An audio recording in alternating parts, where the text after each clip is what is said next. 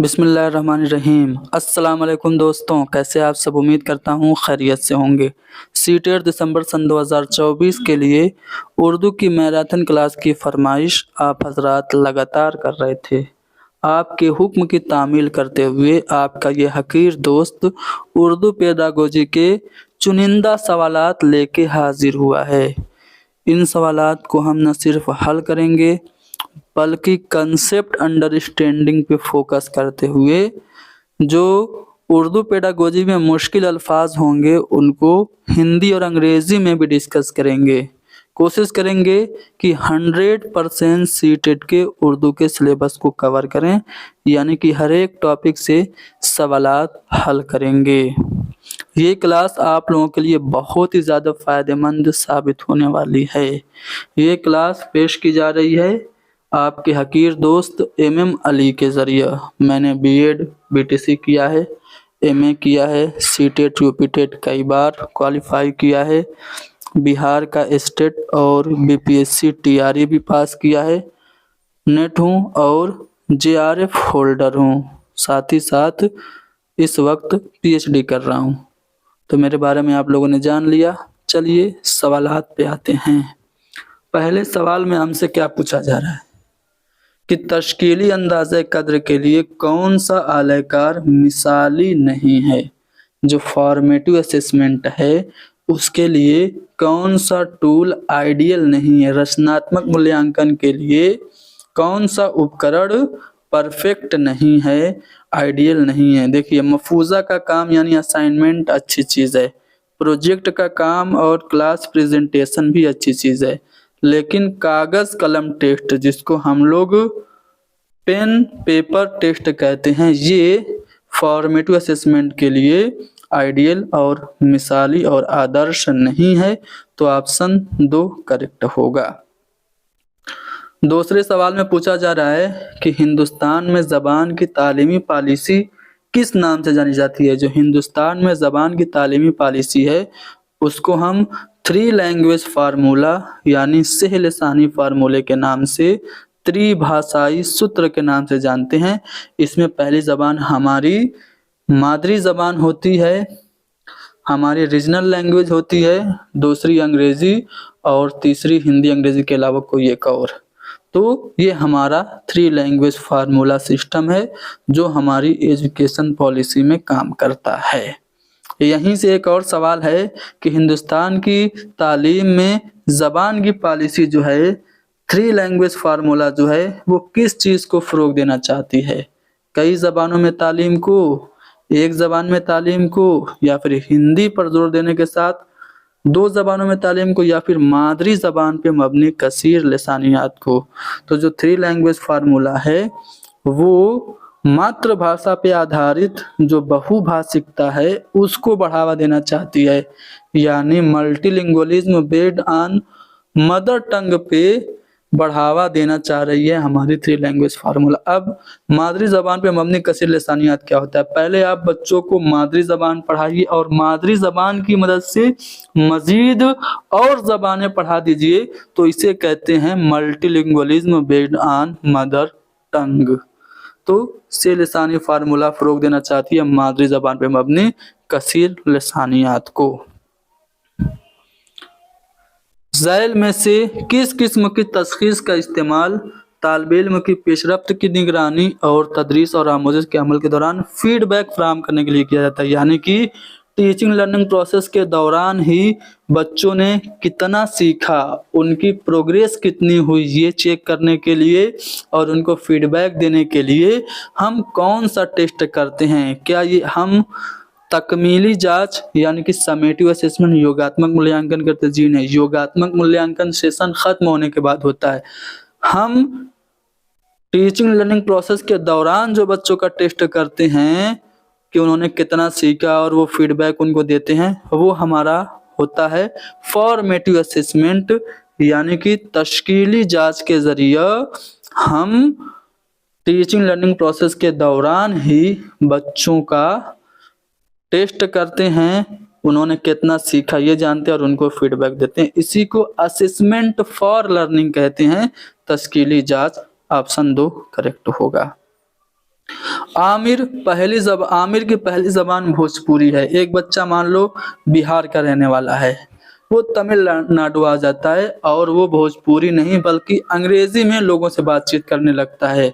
इस तरह नई जबान जो है वो मकामी जबान की जगह पे ले लेती है, अंग्रेजी भोजपुरी की जगह पे ले लेती है। मादरी जबान के बदले कोई और जबान छोटा बच्चा आमिर बोलने लगता है। तो ये किसकी मिसाल है? कोड मिक्सिंग की मिसाल है? जी नहीं। कोड मिक्सिंग क्या होता है? आप एक जबान को बोल रहे हैं, बीच बीच में दूसरी जबान के अल्फाज इस्तेमाल कर रहे हैं कि मेरी इंसल्ट मत करो, ये मेरे लिए काबिल ना बर्दाश्त है, मैं एक गुड बॉय हूँ। इस तरह से अगर बच्चा बोल रहा है उर्दू बोलते हुए इंग्लिश के अल्फाज बीच बीच में घुसा दे रहा है तो वो कोड मिक्स कर रहा है, कोड मिक्स कर रहा है। कोड मिक्सिंग ये है। कोड स्विच क्या है? एक जबान बोलते बोलते अचानक दूसरी जबान बोलना शुरू कर दे तो वो कोड स्विचिंग है। उर्दू बोलते बोलते अंग्रेजी बोलने लगे तो वो कोड स्विच कर रहा है। बायलिंगुअलिज्म तो जानते ही हैं, दो जबानों का जानना।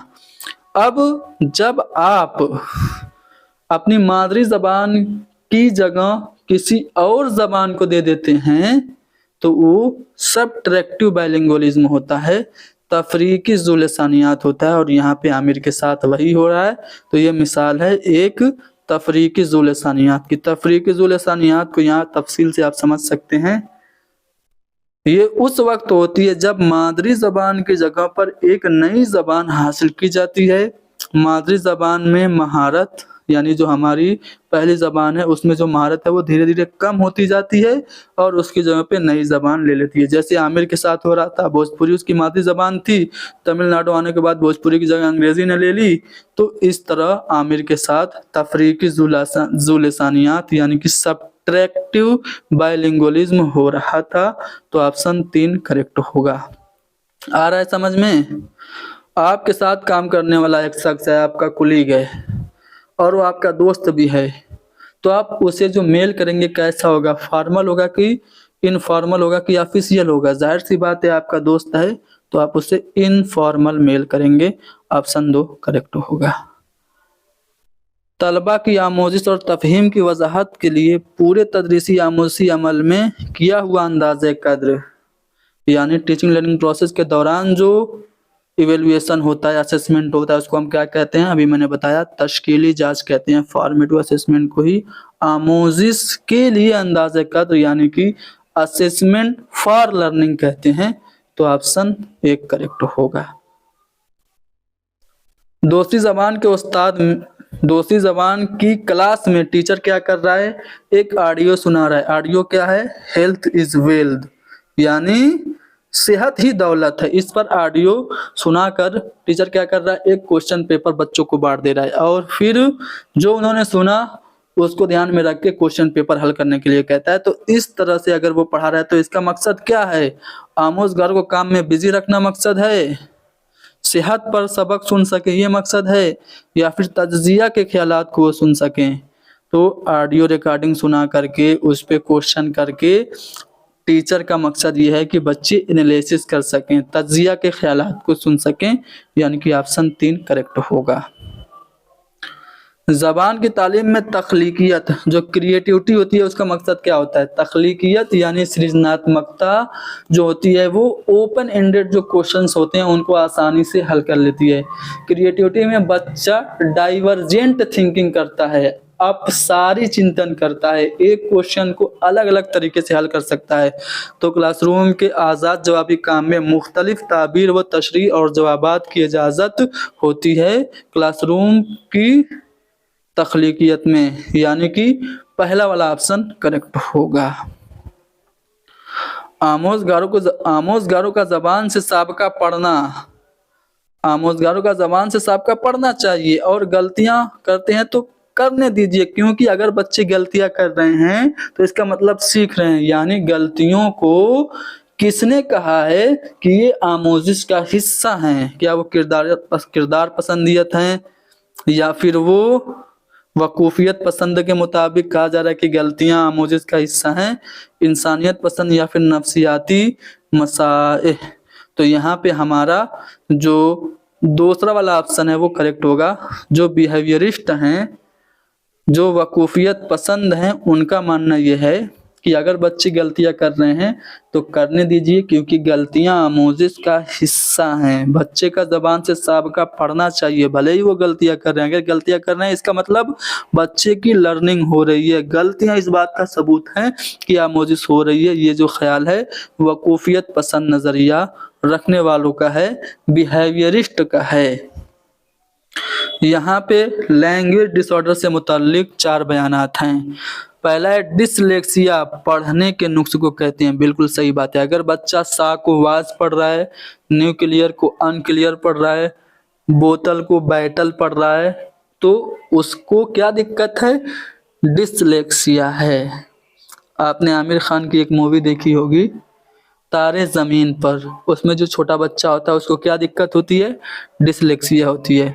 अगर बच्चा लिख नहीं पा रहा है, बच्चे का फाइन मोटर स्किल खराब है, वो ड्राइंग नहीं बना पा रहा है, तो उसमें क्या दिक्कत है?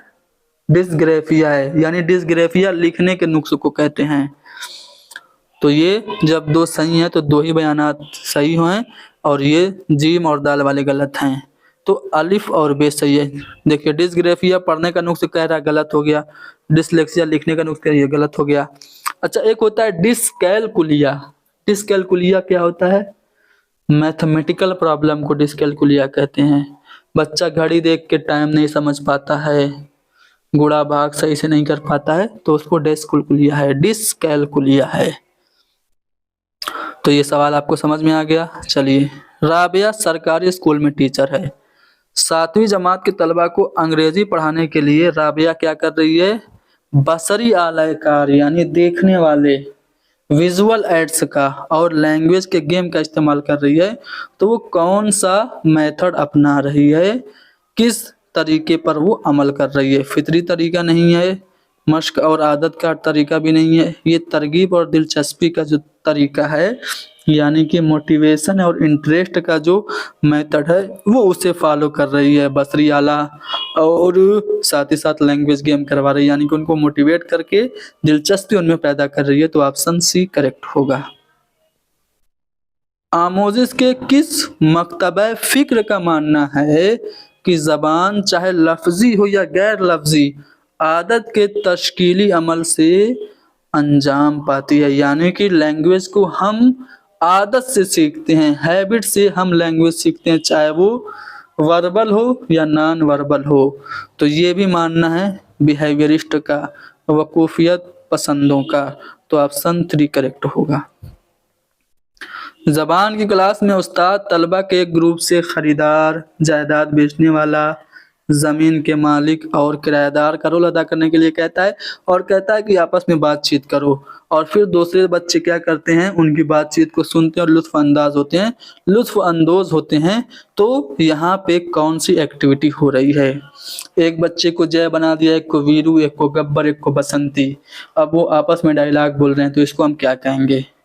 एक को डॉक्टर बना दिया, एक को मरीज बना दिया, एक को मरीज का दोस्त बना दिया। इस तरह से आपस में सब बातचीत कर रहे हैं, तो इसको क्या कहेंगे? रोल प्ले कहेंगे। और ये सुनने बोलने की महारत में इजाफा करता है। ऑप्शन पहला करेक्ट होगा। ज़बान का उस्ताद हर क्लास में अखबार, मेन्यू कार्ड, ट्रेन टिकट जैसी चीज़ें लेके आता है। तो ये चीज़ें क्या हैं?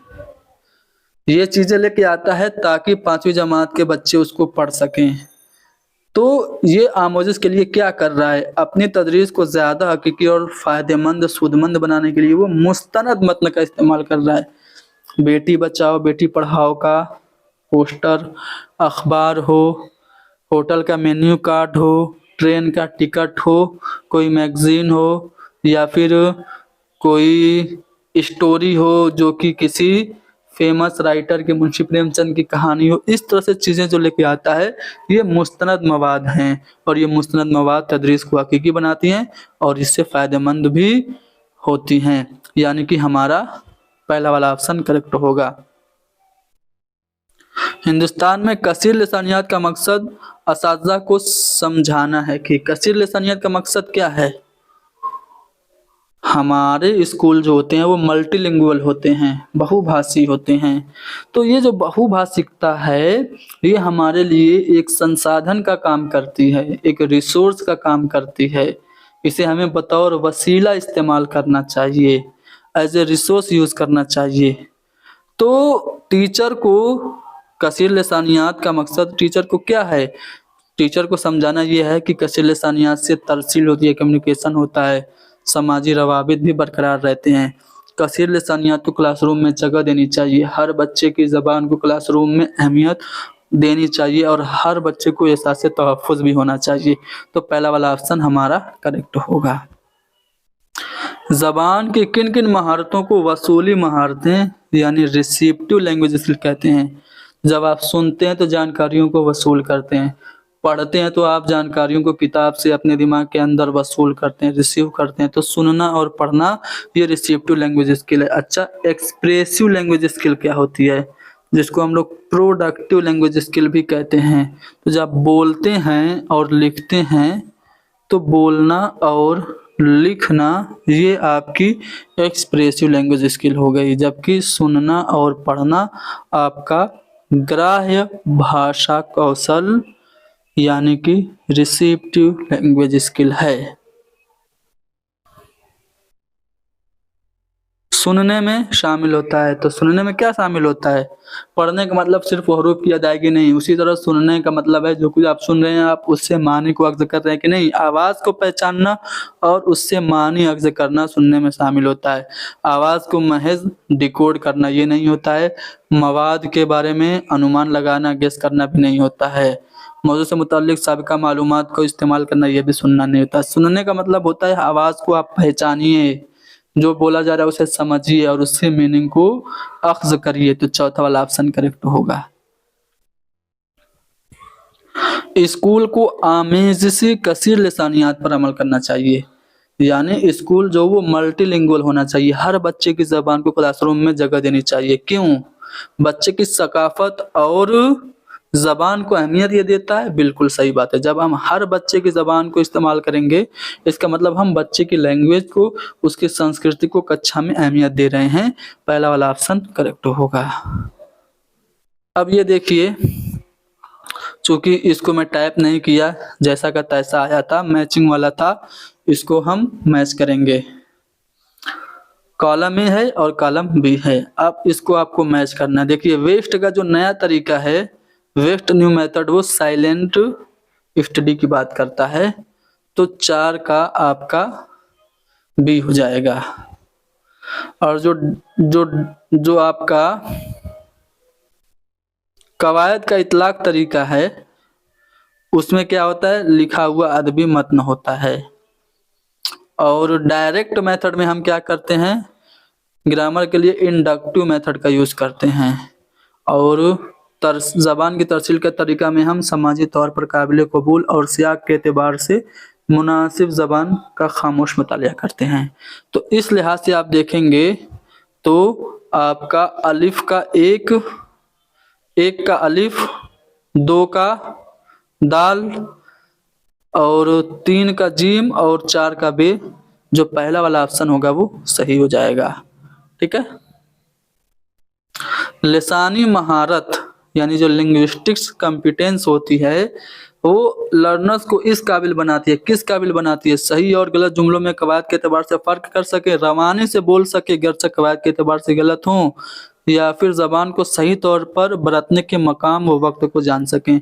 जो हमारे अंदर लिंग्विस्टिक कॉम्पिटेंस होती है, लिसानी महारत जो होती है, जिसको हम लोग बिक्स कहते हैं, बेसिक इंटरपर्सनल कम्युनिकेशन स्किल, मौजूदा ज़रूरत के लिहाज से ज़बान के इस्तेमाल करने की जो सलाहियत होती है, उससे हम ज़बान को सही तौर पर बरतते हैं और कहाँ हमको क्या बोलना है, मकाम और वक्त क्या है, उसको जान पाते हैं। तो ऑप्शन 3 करेक्ट होगा। प्राइमरी सतह पर उस्ताद आमोज़गारों को आम तौर से रंगने और ड्राइंग के लिए आमादा करता है। छोटे बच्चों को टीचर ड्राइंग बनाने के लिए और तस्वीरों में रंग भरने के लिए करता है, मोटिवेट करता है। तो ऐसा करके वो क्या मदद उनको देना चाहता है? क्लास में खामोशी बरकरार रखने के लिए आमोज़गारों को मसरूफ़ रखने में वो उनकी मदद करता है, या फिर लतीफ़ हर की महारत, ये तुर्की नहीं हर की होगा। लतीफ हर की महारत वो बच्चों की जो फाइन मोटर स्किल है बच्चों की, उसको वो डेवलप कराना चाह रहा है। अगर रंगने और ड्राइंग करने के लिए बच्चों को मोटिवेट कर रहा है, लिखने के लिए दे रहा है, और मोतियों को पिरोने के लिए दे रहा है, तो इस तरह से अगर वो काम कर रहा है, एक ट्रे में रेत रख करके उस पे अल्फाबेट लिखने के लिए उंगलियों से कह रहा है, तो ये सब फाइन मोटर स्किल यानी लतीफ हर की महारत की मिसाल हैं, जिसको हम उम्दा हर की महारत के नाम से भी कहते हैं, जानते हैं। हिंदी में इसको कहते हैं सूक्ष्म गतिक कौशल। ठीक है, जब हम अपने जिस्म का छोटा हिस्सा उंगलियों का इस्तेमाल करते किसी काम को करते हैं तो वो फाइन मोटर स्किल का एग्जाम्पल होता है। जबकि हम अपने जिस्म के ज्यादातर हिस्से को किसी काम को करने के लिए इस्तेमाल करते, जैसे तैरना है, ठीक है, ये हमारा ग्रास मोटर स्किल होता है।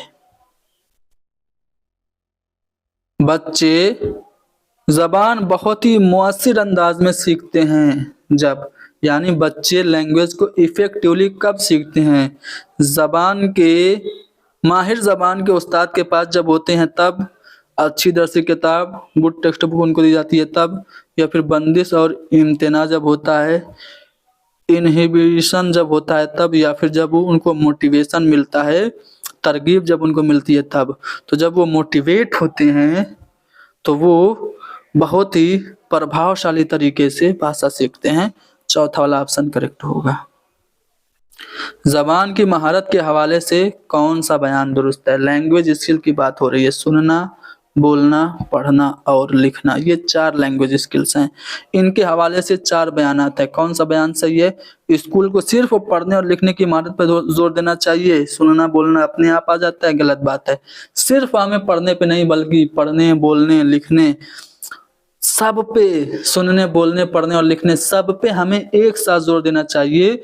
जबान की चारों महारतों को एक साथ पढ़ाना चाहिए। क्यों? क्योंकि जबान की तमाम महारतें बाहम मुंसलिक होती हैं, इंटीग्रेटेड होती हैं, अंतः संबंधित होती हैं और ये एक साथ सीखी जाती हैं। तो तीसरा वाला ऑप्शन करेक्ट होगा। दावा और दलील यहाँ पे दिया गया है कि जूनियर सतह पर कवायद की तदरीस के लिए इस्तिखराजी तरीका सबसे मौजू है। इंडक्टिव मेथड, डिडक्टिव मेथड अभी हमने कल ही पढ़ा है। ग्रामर पढ़ाने के लिए बेस्ट मेथड क्या है? तो इंडक्टिव मेथड है। और इंडक्टिव मेथड को हम क्या कहते हैं? इस्तिखराजी तरीका कहते हैं, लेकिन इसमें इस्तिखराजी तरीका कहा गया है तो गलत हो गया। दूसरा है दलील में कि इस तरीके में पहले मिसालें दी जाती हैं, फिर उसी बुनियाद पे वसूल वज़ा किए जाते हैं। देखिए, इस्तिक़राई तरीका में पहले मिसालें दी जाती हैं, बाद में उसी पे वसूल बनाए जाते हैं, लेकिन यहाँ पे इस्तिक़राई तरीका में कहा जा रहा है तो दलील भी गलत हो गई। तो दावा और दलील दोनों गलत हैं। ऑप्शन 2 करेक्ट होगा। LAC का मतलब क्या है? निसाब से परे ज़बान या फिर दर्शियाती तनाजुर से परे ज़बान। LAC का फुल फॉर्म पूछ देता है तो लैंग्वेज एकराज़ी करिकुलम इसका फुल फॉर्म है। इसका मतलब क्या है?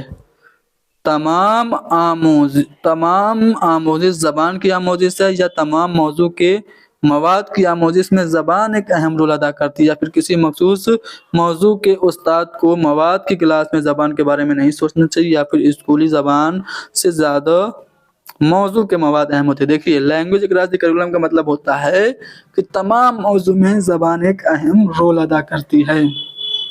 अगर आप साइंस बच्चों को पढ़ा रहे हैं तो किसी न किसी ज़बान में ही तो पढ़ा रहे हैं।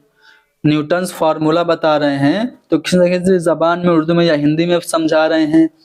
तो हर एक टॉपिक को पढ़ाने में ज़बान अहम रोल अदा करती है, यही LAC है। जैसे आप साइंस पढ़ा रहे हैं, जैसे आप ज़बान की क्लास ले रहे हैं, मान लो उर्दू पढ़ा रहे हैं, उर्दू में आप मिसालें ताजमहल की दे रहे हैं, कभी मिसालें न्यूटन के फार्मूला की दे रहे हैं, कभी नदियों की, यानी कि साइंस और सोशल साइंस भी ज़बान की क्लास में इस्तेमाल कर रहे हैं, तो इसको भी क्या कहेंगे? इसको भी लैंग्वेज एकराज़ी करिकुलम कहेंगे। एक सवाल अभी आगे आएगा, मैं आपको समझाऊंगा। चलिए, इस सवाल का जवाब दीजिए। देखिए, नंबरिंग इधर उधर है तो उस पर ध्यान मत दीजिए, सवालात पे ध्यान दीजिए। पहला सवाल कि अफ़आल की तदरीस के लिए आप अपने क्लास में 2 तस्वीरों का इस्तेमाल करते हैं। आपको पढ़ाना है टेंस आप लोगों को मान लीजिए पढ़ाना है, बच्चों को 10 से पढ़ाना है तो आप 2 तस्वीरों का इस्तेमाल कर रहे हैं। एक तस्वीर 15 साल पुरानी है और एक अभी ली गई है। 15 साल पुरानी वाली तस्वीर दिखा के आप बच्चों को पास्ट टेंस समझा रहे हैं, अभी की तस्वीर दिखा के बच्चे को प्रेजेंट टेंस समझा रहे हैं। तो आप क्लासरूम में उसके माजी और हाल की शक्ल सूरत, आदातों अखलाक के बारे में बातचीत शुरू करते हैं तो आप किस चीज़ का इस्तेमाल कर रहे हैं? आप मुरव्वजा कवायद को, आप साख्तियाती कवायद को या फिर तदरीसियाती कवायद को इस्तेमाल करें। तो यहाँ पे आप शिक्षा शास्त्रीय व्याकरण यानी कि पेडागोजिकल ग्रामर को इस्तेमाल कर रहे हैं, यानी कि आप 10 से पढ़ाने के लिए 2 तस्वीरें इस्तेमाल कर रहे हैं। एक 15 साल पुरानी जिससे आप पास्ट टेंस समझा रहे हैं, एक अभी जिससे प्रेजेंट टेंस, यानी कि आप पेडागोजिकल ग्रामर यानी कि तदरीसियाती कवायद बच्चों को समझा रहे हैं। किसी खास क्लास या कोर्स के इख्तिताम पर तलबा की हासिल करदा मालूमात, मुहावरे और रवैये को बयान करने वाले जो बयानात होते हैं उसे क्या कहते हैं? कोई भी सबक आपने ख़त्म किया, कोई भी कोर्स आपने ख़त्म किया, बदले में आपको जो मिला उसको हम क्या कहते हैं? ये क्लास आप ख़त्म करेंगे तो आपको क्या मिलेगा? आपको जो हासिल होगा उसको हम लर्निंग आउटकम कहेंगे, आमूज़ी माहसल इसको कहते हैं, यानी कि हमारा दूसरा वाला ऑप्शन करेक्ट होगा। आपकी पैदाइश और परवरिश ऐसे गांव में हुई है जहां सब हिंदी बोलते हैं। आप भी स्कूल गए बगैर हिंदी का इस्तेमाल करते हैं और जब आप बाद में स्कूल जाते हैं तो उर्दू, अंग्रेजी और संस्कृत पढ़ते हैं। तो आप अंग्रेजी बड़ी रवानी से बोलने लगते हैं। तो आपकी पहली ज़बान क्या है? देखिए, आप स्कूल नहीं गए फिर भी आप बगैर स्कूल गए हिंदी का इस्तेमाल सही से कर रहे हैं और स्कूल जाके आप दोबारा हिंदी पढ़ रहे हैं, उर्दू और अंग्रेजी भी पढ़ रहे हैं, संस्कृत भी पढ़ रहे हैं, तो और अंग्रेजी आप बहुत अच्छे से बोल भी रहे हैं। तो इसका मतलब ये नहीं है कि आपकी पहली ज़बान अंग्रेजी हो जाएगी। आपने अपने गांव में, अपने परिवार से, अपने आसपास से जो ज़बान एक्वायर की है, एक्विजिशन की है, हुसूलियाबी और इक्तिसाब किया है, वो आपकी हिंदी है। तो आपकी पहली ज़बान हिंदी ही होगी। ठीक है। उस्ताद अपनी क्लास में छाता, बर्तन, बेलन और दूसरी हकीकी अशिया लाता है और क्लासरूम में बांट देता है और कहता है कि इन पे 10-10 सेंटेंस बोलो। ठीक है।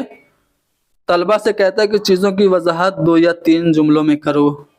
इस तरह से अगर टीचर कर रहा है तो ये जो चीज़ें वो क्लासरूम में ले आया है उसको हम क्या कहेंगे? उसको हम रिलिया कहेंगे, रियल ऑब्जेक्ट कहेंगे। आलूदगी यानी कि पोल्यूशन के मौजू पे, प्रदूषण के मौजू पे सबक का मंसूबा बनाते हुए आपका जो पहला कदम होगा वो क्या होगा?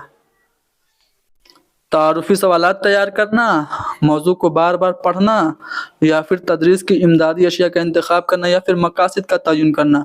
तो जब आप बनाएंगे लेसन प्लान, मंसूबे सबक, तो आप सबसे पहले ऑब्जेक्टिव को फ्रेम करेंगे, मकासद का तयन करेंगे।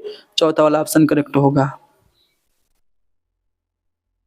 उस्ताद ने अपने तलबा से पानी पर एक पैसेज लिखने के लिए कहा। हर तलबा आपस में बातें करने लगते हैं। साइंस और समाजी उलूम की क्लास में इस हवाले से क्या पढ़ा है? फिर वो पानी पर पैसेज लिख रहे हैं, यानी कि ज़बान की क्लास में साइंस और सोशल साइंस का जो नॉलेज है वो इस्तेमाल हो रहा है। तो इसको हम लोग क्या कहेंगे? इसको हम लोग लैंग्वेज एकराज़ी करिकुलम कहेंगे, LAC कहेंगे। देखिए, LAC का अलग अलग तर्जुमा उर्दू में हो जाता है, क्योंकि पेपर तो उर्दू में बनता नहीं है, अंग्रेजी में पेपर बनता है और उर्दू में उसका तर्जुमा कर देते हैं। तो कभी दरसियात से परे ज़बान इसका तर्जुमा होता है, कभी दरसियात पर मुहीत ज़बान, कभी दरसियात से मावरा ज़बान। तो आपको कंसेप्ट समझना है। जब ज़बान की क्लास में साइंस, सोशल साइंस के कंसेप्ट इस्तेमाल हों तो वो लैंग्वेज एकराज़ी करिकुलम होता है। ठीक है। अगर इस तरह से आपको दिखे और आपको मुश्किल अल्फाज समझ में ना आए तो सेम क्वेश्चन आप इंग्लिश वाले वर्जन में देखेंगे तो वहाँ से आपको समझ में आ जाएगा। ठीक है। मैं तो यहाँ पे कोष्टक में लिख देता हूँ इंग्लिश में, लेकिन पेपर में आपको इंग्लिश में देखने को नहीं मिलेगा। ठीक है। तो यहाँ से आप समझने की कोशिश करिए। अगर कोई भी लफ्ज़ आपको समझ में ना आए तो सेम सवाल आप इंग्लिश में देखिएगा तो आपको वहां से समझ में आ सकता है। डैश की एक अहम खुसूसियत है कि तलबा मसाइल को इज्तिमाई तौर पर या जोड़ या ग्रुपों में हल कर सकते हैं। किसकी खुसूसियत है? तरसीली ज़बान की तदरीस की, बिहेवियरिस्ट अप्रोच की, या फिर कुल ज़बान की, या फिर साख्तियाती की। तो तरसीली ज़बान की तदरीस की ये खुसूसियत है कि तलबा मसाइल को इज्तिमाई तौर पर या ग्रुप या जोड़ों में हल कर सकते हैं। तो पहला वाला ऑप्शन करेक्ट होगा। जब ज़बान फितरी अंदाज में बगैर किसी मुनज़्ज़म मश्क के अपने आप जब हम सीखते हैं बिना किसी उस्ताद की मदद से, तो उसको हम लैंग्वेज एक्विजिशन, ज़बान का इक्तिसाब, भाषा अर्जन कहते हैं। आपने क्लास में जाकर देखा कि दरसी किताब नज़्म और तस्वीरी कहानी से शुरू हो रही है और हरूफ तवज्जी पर ख़त्म हो रही है। पहले ही बच्चों को नज़्म, फिर स्टोरीज, फिर सेंटेंस, फिर वर्ड और फिर अल्फ़ाबेट सिखाए जा रहे हैं। तो ऊपर से नीचे का ये अप्रोच है, यानी कि हमारा टॉप डाउन अप्रोच यहाँ पे है। दूसरा वाला ऑप्शन करेक्ट होगा। बतौर उस्ताद आप देखते हैं कि सबक में जो ज़बान इस्तेमाल की गई है वो आपके तलबा के लिए काफ़ी मुश्किल है। आप ज़बान को आसान बना देते हैं और अपने तलबा को मद्देनज़र रखते हुए मवाद में कुछ तब्दीली कर देते हैं। तो उसे क्या कहेंगे? जो किताब में लैंग्वेज यूज़ हो रही है वो बच्चे को समझ में नहीं आ रही है, आप उसको आसान कर दे रहे हैं। तो आप यहाँ पे क्या कर रहे हैं? तताबुक पैदा कर रहे हैं, एडॉप्टेशन करवा रहे हैं। ऑप्शन 2 करेक्ट होगा।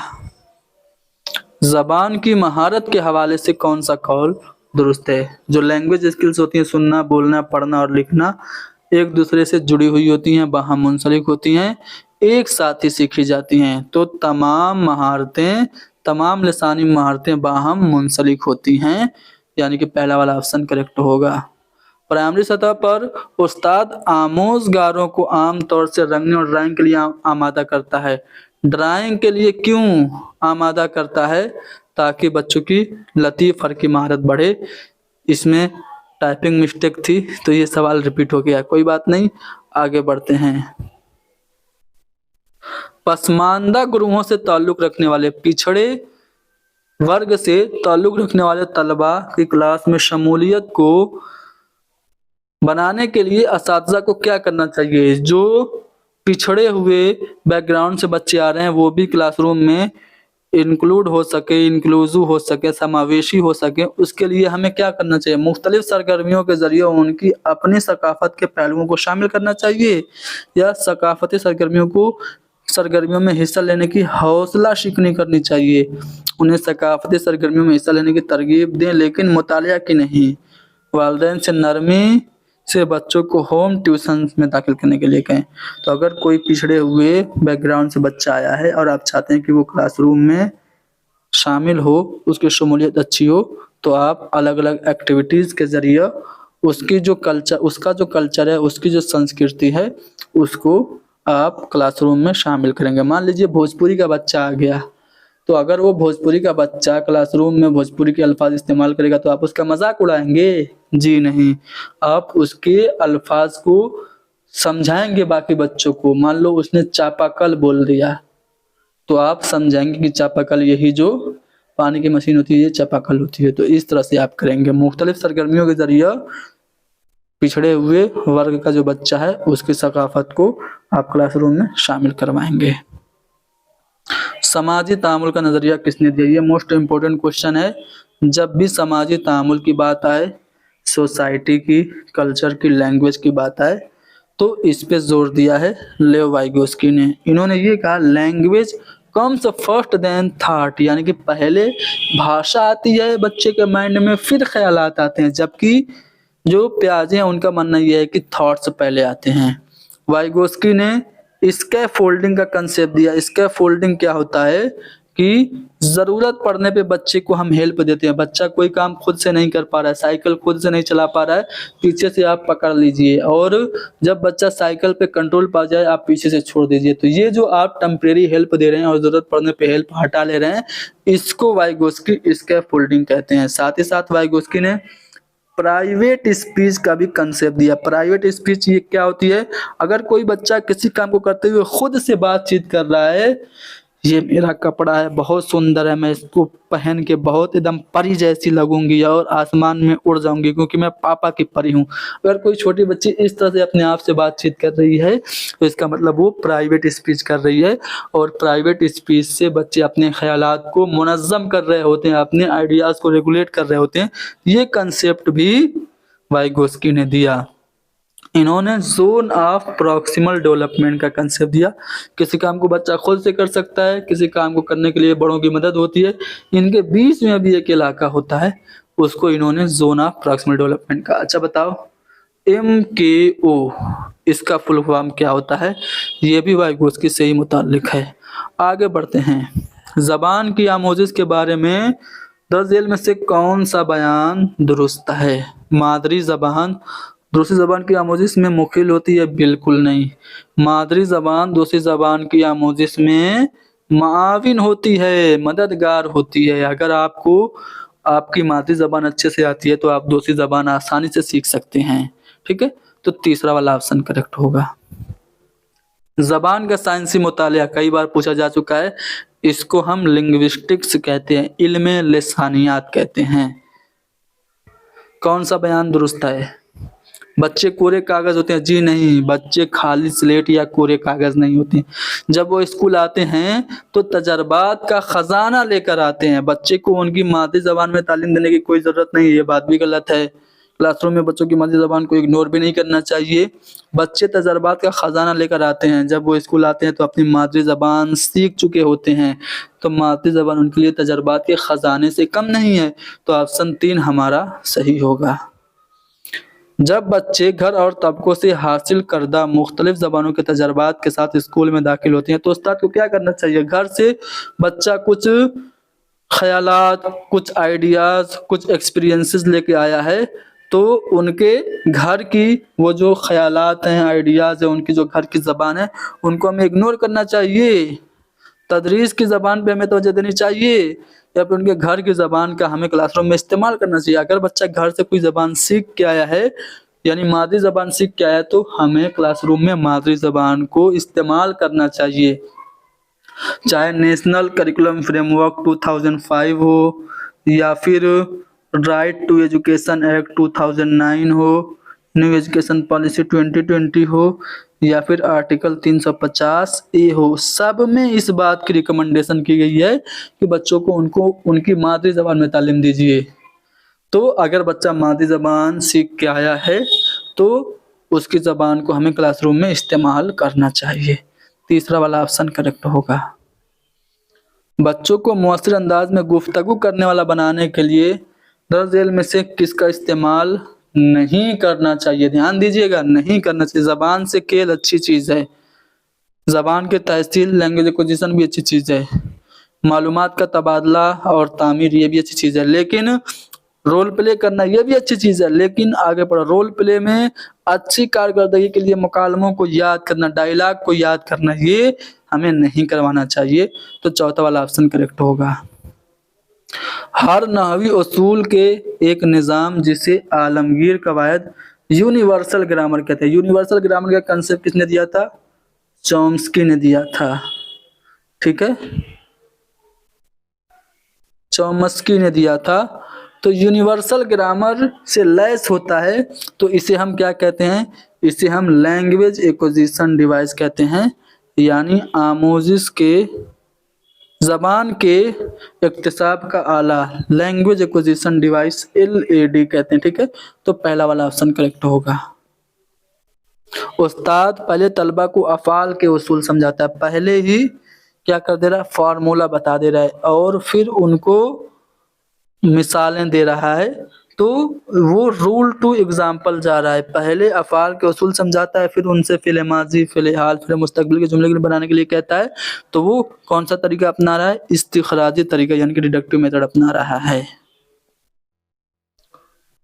बच्चा अपने दोस्त से जिस ज़बान में बात कर रहा है और उस्ताद से जिस ज़बान में बात कर रहा है वो अलग है, यानी दोस्त से किसी और ज़बान में, उस्ताद से किसी और ज़बान में बात कर रहा है। इसी तरह माँ से खाना मांग रहा है तो किसी और ज़बान में बात कर रहा है। तो यहाँ पे जबान का कौन सा पहलू सरगर्म है, तो इसे हम जबान का समाजी पहलू कहेंगे। ठीक है। क्वेश्चन नंबर नेक्स्ट, अंदाज़े कद्र के बारे में कौन सा बयान दुरुस्त नहीं है। इवेलुएशन और मूल्यांकन से रिलेटेड चारों बयानात को हमें ध्यान से पढ़ना है, हमें गलत बयान समझ में आ जाएगा। अंदाज़े कद्र बच्चों की खूबियों, ज़रूरतों, दिलचस्पियों और तरजीहात को पहचानने में मुआविन होता है। सही बात है, इससे हमें बच्चों का इंटरेस्ट का पता चलता है, उनकी जो नीड्स हैं और उनकी जो खूबी है उनका भी पता चलता है। दूसरा है कि अंदाज़े कद्र बच्चों की कारकर्दगी को तक़वियत बख्शता है, बच्चों की परफॉर्मेंस को इन्हेंस करता है और मुदाखलत के तवज्जुह से मदद करने का मौका फराहम करता है। यानी कि जब हम अंदाज़ा कद्र करते हैं तो हमें पता लगता है कि बच्चे को कहाँ कमी रह गई है, उस कमी को पूरा करने में हम उससे मदद कर सकते हैं। ये बात भी सही है। अंदाज़ा कद्र एक तालिब इल्म की कारकर्दगी, क्लास के दूसरे बच्चों की कारकर्दगी से तकाबुल करने में मुआविन होता है। बिल्कुल गलत है। क्यों? क्योंकि इवेलुएशन में हम एक बच्चे का दूसरे बच्चे से कंपैरिजन, तुलना कभी नहीं करते। हर बच्चे में इंडिविजुअल डिफरेंसेस होती हैं, हमें तुलना बिल्कुल नहीं करनी चाहिए। तो हमारा जो नेगेटिव होगा वो तीसरा वाला बयान होगा। प्याजे के मुताबिक इनमें से कौन सा उन्सुर इल्मी तरक्की में अहम किरदार नहीं अदा करता। मैंने बताया था कि 3 चीज़ों पे इन्होंने जोर दिया, सोसाइटी, कल्चर और लैंग्वेज पे। साथ ही साथ सरगर्मी करके, खोज करके और ज़बान पे इन्होंने जोर दिया। लेकिन बायोलॉजिकल मैच्योरिटी यानी हयातियाती पुख्तगी, जैविक परिपक्वता पर इन्होंने जोर नहीं दिया। तो हमारा चौथा वाला ऑप्शन करेक्ट होगा।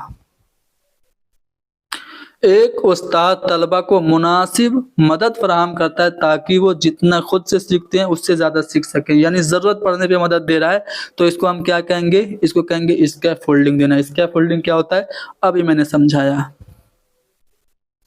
ज़बान की निसाबी किताब से नया सबक पढ़ाना शुरू करने से पहले उस्ताद को किन बातों पे तवज्जो देनी चाहिए? नया सबक आप शुरू कर रहे हैं तो आप उसका खुलासा बयान करेंगे, सबक में पाए जाने वाले मुश्किल अल्फाज की मीनिंग बताएंगे, सबक के कवायदी पहलू को, आप सबक के थीम को, बच्चों का जो प्रीवियस नॉलेज है, बच्चों का जो पूर्व ज्ञान है, पहले से हासिल करने जो तजर्बा है उससे रिलेट करेंगे। तो सबक के थीम को उनके पहले से हासिल करदा तजर्बात से जोड़ेंगे कोई भी नया सबक शुरू करने से पहले।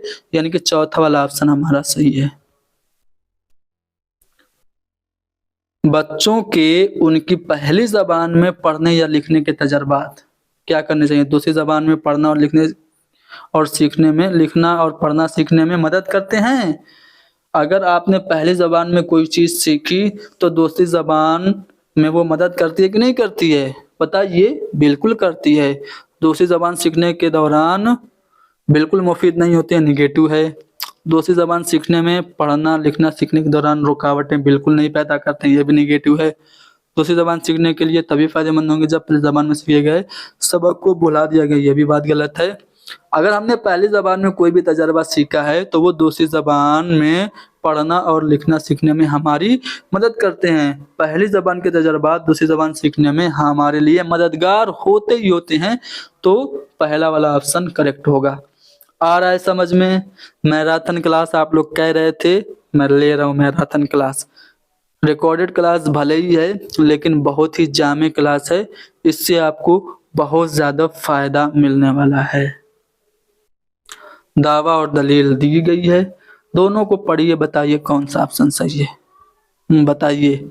पहले में दावा दिया गया है कि बामानी आमोजिश को, मीनिंगफुल लर्निंग को यकीनी बनाने के लिए तलबा से तवक्को की जाती है कि वो इल्म को बिल्कुल उसी तरह दोबारा पेश करें जैसे उन्हें मौसूल हुआ। यानी कि ज्यों का त्यों हम ऐसा बच्चे से एक्सपेक्ट नहीं करते हैं। ठीक है। सीखना बच्चों के जरिए इल्म के गैर फ़आल इस्तिकबाल का और दोबारा पेश करने का मतलब, ये बात भी गलत है। सीखने का मतलब सीखने में बच्चा गैर फ़आल नहीं होता है, इनएक्टिव नहीं होता है। सीखने के दौरान बच्चा एक्टिव होता है। और अगर बामानी आमोजिश करना है तो ज्यों कहते हो हमें थोड़ी करना है। ठीक है। तो दावा और दलील दोनों यहाँ पे गलत हो गया। दावा और दलील दोनों गलत दूसरे वाले ऑप्शन में दिया गया है। ज़बान की तरक्की के लिए दर्ज झेल में से कौन सबसे अहम है? बताइए। कौन सबसे इम्पोर्टेंट है लैंग्वेज डेवलपमेंट के लिए, तस्खील के लिए, मुख्तलिफ तशखीस के लिए, इवेल्युएशन के लिए मुख्तलिफ किस्म के आलात और तरीक़ों का इस्तेमाल करना। सबसे अहम है निसाब और निसाबी किताब की तमाम मशक़ें करना, बातचीत के ज़्यादा से ज़्यादा मौके फराहम करना, बहुत सारे तदरीसी मवाद का इस्तेमाल करना। बताइए सबसे अहम कौन है? तो देखिए ये अहम है, ये भी कुछ हद तक अहम है, लेकिन सबसे अहम है बातचीत के ज़्यादा से ज़्यादा मौके देना। जब आप बच्चों को बातचीत का ज़्यादा से ज़्यादा मौका देंगे, उनको रिच लिंग्विस्टिक एटमॉस्फेयर फराहम करेंगे, तो वो ज़बान की तरक्की बेहतर अंदाज में कर सकते हैं। क्वेश्चन नंबर 7, कौन सी हिकमत अमली ज़बान की तरक्की में मुआविन नहीं होगी? नेगेटिव पॉइंट आपको पकड़ना है। सियाको सबाक में ज़बान सीखने का मौका देना पॉजिटिव है। क्लास में एक दूसरे के साथ तामुल के मौके देना, इंटरेक्शन करना, ये भी पॉजिटिव है। ऐसी सरगर्मियों की मनसूबाबंदी करना जिसमें बच्चे बामानी मकासद के लिए बातचीत कर सकें, मीनिंगफुल एम्स को अचीव करने के लिए अगर बच्चे बातचीत कर रहे हैं, ये भी पॉजिटिव है। तो अब नेगेटिव तो अपने आप मिल गया। मकामी ज़बान बोलने वालों की गुफ्तगू के मुअस्सिर नमूने बयान करना और बच्चों से उसे नकल करने के लिए, कॉपी करने के लिए कहना, ये नेगेटिव हो गया। तो हमारा जवाब यही वाला होगा। ठीक है। सीखने के समाजी तामीरी नज़रियात किसकी हिमायत करते हैं? जो सोशियो कंस्ट्रक्टिविस्ट थ्योरी है वो क्या कहती है? सीखने वाले दूसरों से गैर फ़आल तौर पर, इनएक्टिव तौर पर इल्म हासिल करते हैं? जी नहीं, एक्टिव तौर से इल्म हासिल करते हैं। बच्चे अपने प्रीवियस नॉलेज के बेस पे नए नॉलेज को खुद से क्रिएट करते हैं। जब खुद से क्रिएट करेंगे तो फ़आल तौर पर वो एक्टिव होंगे। सीखने वाले फ़आल तौर पर इल्म की तामीर करते हैं। तो ये दूसरा वाला ऑप्शन करेक्ट होगा। लेव वाइगोस्की इस बात की तजवीज़ करते हैं कि डैश बच्चों के ख़यालात को मुनज़्ज़म करता है। अभी मैंने आप लोगों को बताया है प्राइवेट स्पीच क्या, ये भी बताया है, जोन ऑफ प्रॉक्सिमल डेवलपमेंट भी बताया है, स्कैफोल्डिंग भी बताया, यूनिवर्सल ग्रामर क्या होता है, ये चॉम्स्की ने दिया था कि बच्चे के माइंड में एक फितरी सॉफ्टवेयर होता है जिसकी मदद से बच्चा अपने आप पैदाइशी तौर से ज़बान सीख लेता है। बच्चे में ज़बान सीखने की सलाहियत पैदाइशी होती है, ये कॉल चॉम्स्की का है। तो बताइए इसका जवाब आप लोग खुद देंगे। अभी मैंने समझाया है, जब वाइगोस्की से मुताल्लिक सवाल आया था तो मैंने बताया था कि अगर छोटा बच्चा या कोई भी बच्ची खुद से बातचीत कर रही है तो वो अपने ख़यालात को मुनज़्ज़म कर रही है, और इसे ही वाइगोस्की प्राइवेट स्पीच, निजी तकरीर का नाम देते हैं। आ रहा है समझ में? चलो समझ में आ रहा है तो इसका जवाब दो। अब क्लास लाइव तो है नहीं, मैं इंटरेक्ट नहीं कर पा रहा हूँ, लेकिन कोशिश कर रहा हूँ कि आप लोगों से इंटरेक्ट करूँ। समझिए कि आप हमसे लाइव बात कर रहे हैं। हाँ, आप ही से कह रहा हूँ। चलिए इस सवाल का जवाब दीजिए। दावा और दलील। दावा है कि आमोज़गार अपने इल्म की तश्कील साबिका मालूमात की बुनियाद पे करते हैं। अभी हमने पढ़ा कंस्ट्रक्टिविज्म में बच्चे अपने प्रीवियस नॉलेज के बेस पे नए नॉलेज को क्रिएट करते हैं। बिल्कुल सही है। पैटर्न तलाश करना, साबिका मालूमात के साथ रब्त पैदा करना सीखने वालों के लिए मालूमात पैदा करता है। पूर्व ज्ञान से अगर आप नए नॉलेज को रिलेट करेंगे तो सीखना आसान होगा ना, ये बात भी सही है। तो दावा और दलील दोनों सही हुई ना? पहला वाला ऑप्शन सही हुआ कि नहीं हुआ? चलिए अब इस सवाल को आप लोग खुद ही बताएंगे। बहुत अच्छा सवाल है, आसान सा सवाल है। एक बच्चा जो सही से देख नहीं सकता है, विजुअली इम्पेयर्ड है, श्रवण बाधित है, तो उसके साथ आप क्या सलूक करेंगे? आप सभी तो टीचर है ना, बताइए। आपका बच्चा, आपका स्टूडेंट देख नहीं पा रहा है तो उसको शमूलियती स्कूल में, इंक्लूसिव क्लासरूम में, समावेशी कक्षा में भेजेंगे, उसके साथ हमदर्दी करेंगे, बेचारा देख नहीं पा रहा है, या फिर अलहदा स्कूल में उसको पढ़ाएंगे, या फिर उसे खास स्कूल में पढ़ाएंगे। तो उसको इंक्लूसिव स्कूल में पढ़ाएंगे, सभी बच्चों के साथ, नॉर्मल बच्चों के साथ मिल के उनको पढ़ाएंगे। ठीक है। आप उसको ब्रेल लिपि दे सकते हैं, उनको ऑडियो एड्स का इस्तेमाल ज़्यादा करवा सकते हैं। उससे आप हमदर्दी नहीं करेंगे, उससे उसमें हीनता की भावना आएगी। ठीक है। तो पहला वाला ऑप्शन करेक्ट होगा। कौन शमूलियती तालीम का, इंक्लूसिव एजुकेशन का कानून है?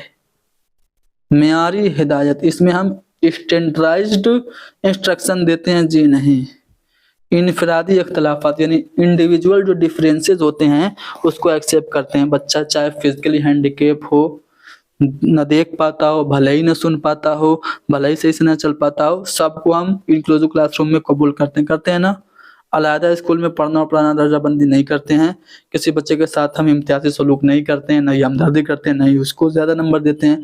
तो इनफरादी इख्तलाफात को, इंडिविजुअल डिफरेंसेस को, चाहे बच्चा कैसा भी हो, सबको हम कबूल करते हैं। चलो इस सवाल का जवाब दो। स्कूलों में तलबा को दरसी किताब याद करने और दोहराने के बजाय आवाज़ बुलंद करने, तजस्सुस को पूरा करने, फ़आल होने, सवाल पूछने के बाद बहस करने और ग्रुप में काम करने का मौका देना चाहिए। यानी कि याद करने पे नहीं, बल्कि गौर व फिक्र करने, एक्टिव होने, क्वेश्चन करने, डिस्कशन करने का मौका देना चाहिए। देना चाहिए कि नहीं देना चाहिए? बिल्कुल देना चाहिए, दावा सही है। सीखने की नौइयत फ़आल और समाजी है। जो लर्निंग होता है वो एक्टिव होता है और सोशल होता है, ये बात भी सही है। तो दावा और दलील दोनों करेक्ट हो गए। कौमी दरसियात का खाका सन 2005 में जो तलबा होते हैं वो उनको क्या कहा गया है? तलबा को मालूमात तामीर करने वाला कहा गया है। टीचर को क्या कहा गया है?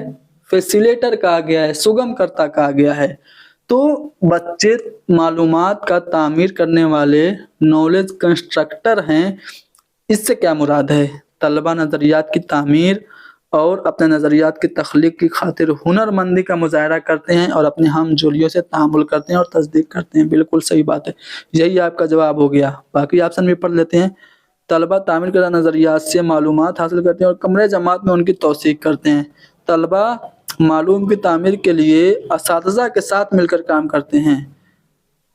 तलबा अपने उस्ताद की मदद से नहीं मालूमात, जी नहीं, वो खुद से मालूमात को क्या करते हैं? क्रिएट करते हैं और हम जोलियों से इंटरेक्शन भी करते हैं।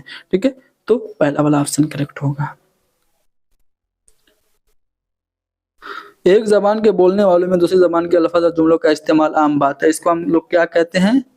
इसको हम एक जबान बोलते हुए दूसरी जबान के अल्फाज को अगर आप मिक्स कर रहे हैं तो ये कोड मिक्सिंग है। ठीक है, जबान की मुंतकली है। कोड स्विचिंग, कोड मिक्सिंग क्या होता है समझ में आया? अभी मैंने समझाया था। अगर आप किसी भी एक जबान को बोलते हुए बीच बीच में दूसरी जबान के अल्फाज इस्तेमाल कर रहे हैं तो आप मिक्स कर रहे हैं। एक जबान बोलते हुए अचानक से छोड़ के दूसरी जबान बोलना शुरू कर दें तो कोड आप स्विच कर रहे हैं। यहाँ पे क्या हो रहा है? यहाँ पे एक जबान बोलते हुए दूसरी जबान के अल्फाज और जुमलों का इस्तेमाल हो रहा है तो कोड क्या हो रहा है? मिक्सिंग हो रही है। उसके लिए जबान के मुंतकली यहाँ पे दिया गया है। ठीक है, ये ट्रांसलेशन वालों की मिस्टेक है। ठीक है, दूसरा वाला ऑप्शन करेक्ट होगा।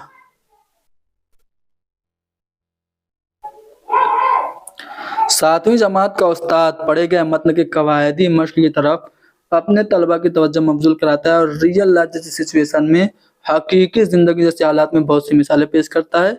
उन्हें ग्रुप में इस पर बहस करने और कवायदी मश्क के उसूल मालूम करने के लिए कहता है। तो इसे हम क्या कहेंगे? तो इसे हम, चूँकि रियल लाइफ जैसी सिचुएशन में एक कंटेक्स्ट के जरिए मिसालें दे रहा है तो इसको हम कहेंगे सियाक में कवायद, संदर्भ में व्याकरण। पहला वाला ऑप्शन करेक्ट होगा। आर्टिकल 350 ए जो कि 7वां अमेंडमेंट एक्ट 1956 में आया था, उसके मुताबिक जो लैंग्वेज माइनॉरिटी के स्टूडेंट्स हैं उनको कौन सी सहूलियत मिलनी चाहिए? उनकी आबादी में स्कूल होना चाहिए, मिड डे मील मिलना चाहिए, बुनियादी सतह पर मादरी जबान में मातृभाषा में तालीम मिलनी चाहिए, या फिर बुनियादी सतह पर खिलौने और दूसरे आमूसी मवाद उनको मिलने चाहिए। तो आर्टिकल 350 से क्या कह रहा है कि जो लैंग्वेज माइनॉरिटीज़ के बच्चे हैं उनको उनकी मादरी ज़बान में तालीम मिलनी चाहिए। तीसरा वाला बयान करेक्ट होगा।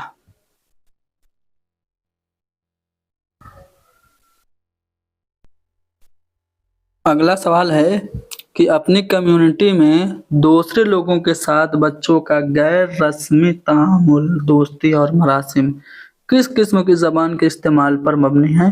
तो यह है लिसानी मुआशरतकारी यानी कि लैंग्वेज सोशलाइजेशन पे मबनी, यानी कि पहला वाला ऑप्शन करेक्ट होगा। क्या हम स्लो हैं? थोड़ा सा फास्ट हो जाएं? चलिए। किस तरीक़ेकार में आमोज़गारों की पहली ज़बान तदरीस में मरकज़ी रोल अदा करती है? मादरी ज़बान का इस्तेमाल हम किस में करते हैं? ग्रामर ट्रांसलेशन मेथड में, जबकि डायरेक्ट मेथड में हम मादरी जबान का इस्तेमाल बिल्कुल नहीं करते हैं। ठीक है, आगे बढ़ते हैं। क्वेश्चन नंबर 13, हिंदुस्तान में अंग्रेजी माविन सरकारी जबान है। आर्टिकल 343 एक के मुताबिक हिंदी ऑफिशियल लैंग्वेज है। आर्टिकल 343(2) के मुताबिक अंग्रेजी एसोसिएटिव ऑफिशियल लैंग्वेज माविन सरकारी जबान है और गैर मुल्की जबान के तौर पर नहीं पढ़ाई जाती है। अंग्रेजी हमारे हिंदुस्तान में सेकेंड लैंग्वेज के तौर पर पढ़ाई जाती है। तो दावा तो सही है, दलील गलत है। दावा सही है, दलील गलत है। एक उस्ताद को तलबा को ताउन करने, कोऑपरेशन करने, ग्रुप वर्क करने और कोऑपरेटिव लर्निंग में फ़आल तौर पर हिस्सा लेने की तरगीब देनी चाहिए। यानी कि टीचर को चाहिए कि बच्चों को मोटिवेट करें कि वो इंटरेक्शन करें, आपस में बहसो मुबाहिसा करें, ग्रुप में काम करें। सही बात है, अच्छी बात है। दलील में क्या देखते हैं कि सीखना एक समाजी सरगर्मी है, सोशल एक्टिविटी है सीखना, और तलबा इल्म की तश्कील मजमूई तौर पर करते हैं। जब एक दूसरे से इंटरेक्ट होते हैं तो अच्छे से इल्म हासिल करते हैं। ये बात भी सही है। तो दावा और दलील दोनों सही हैं, पहला वाला ऑप्शन करेक्ट होगा। उस्ताद को चाहिए कि तलबा को नए सियाक व सबाक में जबान को यूज करने का मौका दे, ताकि जब बच्चे नए सियाक व सबाक में, नए कंटेक्स्ट में, नए संदर्भ में भाषा का इस्तेमाल करेंगे तो क्या होगा, नज्म खानी बच्चे कर सकेंगे और उसे ज़बानी याद कर सकेंगे, सवालात सुन सुनकर उनके जवाब दे सकेंगे, मुख्तलिफ किस्म की शायरी और नस्र को समझ सकेंगे। जब नए सियाक में ज़बान को बच्चे बरतेंगे तो खुद का इजहार अच्छे से कर सकेंगे। दूसरा ऑप्शन करेक्ट होगा। डिसकैलकुलिया क्या है बताया जा चुका है। एदाद और शुमार के हिसाब किताब में अगर आपको दिक्कत हो रही है, घड़ी देख के टाइम नहीं बता पा रहे हैं, 4 गुणे 3 क्या है नहीं बता पा रहे हैं, इस तरह से अगर कोई बच्चा दिक्कत महसूस कर रहा है तो उसको डिसकैलकुलिया है। हकीकी ज़िंदगी के हालात में ज़बान के इस्तेमाल में कौन सी सरगर्मी ज़्यादा मदद नहीं करेगी। देखिए, मुस्तनद मतन पढ़ना, अथेंटिक टेक्स्ट पढ़ना हेल्पफुल है, खबरें पढ़ना भी मददगार है, और जर्नल पढ़ना, जरीदा पढ़ना ये भी। लेकिन ब्लैक बोर्ड से नकल करेंगे तो ज़बान में आपको ज़्यादा मदद नहीं मिलेगी। तो नेगेटिव जो होगा वो हमारा पहला वाला ऑप्शन होगा, जो कि सही होगा। कौन सा कौल दुरुस्त नहीं है। आम तौर पर पढ़ने का मतलब मतन के मवाद को डिकोड करना होता है। जी नहीं, पढ़ने का मतलब होता है मानी को अख्ज़ करना, सिर्फ हरूफ की अदायगी करना पढ़ना नहीं है। एक अच्छे मुसन्निफ को मालूम होता है कि उसके पढ़ने वाले कौन हैं। पढ़ने और लिखने के लिए एक शख्स के पास ज़ख़ीरे अल्फाज होना चाहिए, बात भी सही है। लेकिन जो दुरुस्त नहीं है वो पहला वाला ऑप्शन है कि हम मतन के मवाद को सिर्फ डिकोड करते हैं, कोड को मवाद को डिकोड करते हैं। तो डिकोड करना ये सिर्फ पढ़ना नहीं होता है, बल्कि मानी अख्ज़ करना पढ़ना होता है। दावा और दलील यहाँ पे भी दिया गया है। अगर तलबा अपने स्कूल से जज्बाती वाबस्तगी नहीं रखते तो उन्हें यकीन है कि उनका वजूद अहमियत रखता है।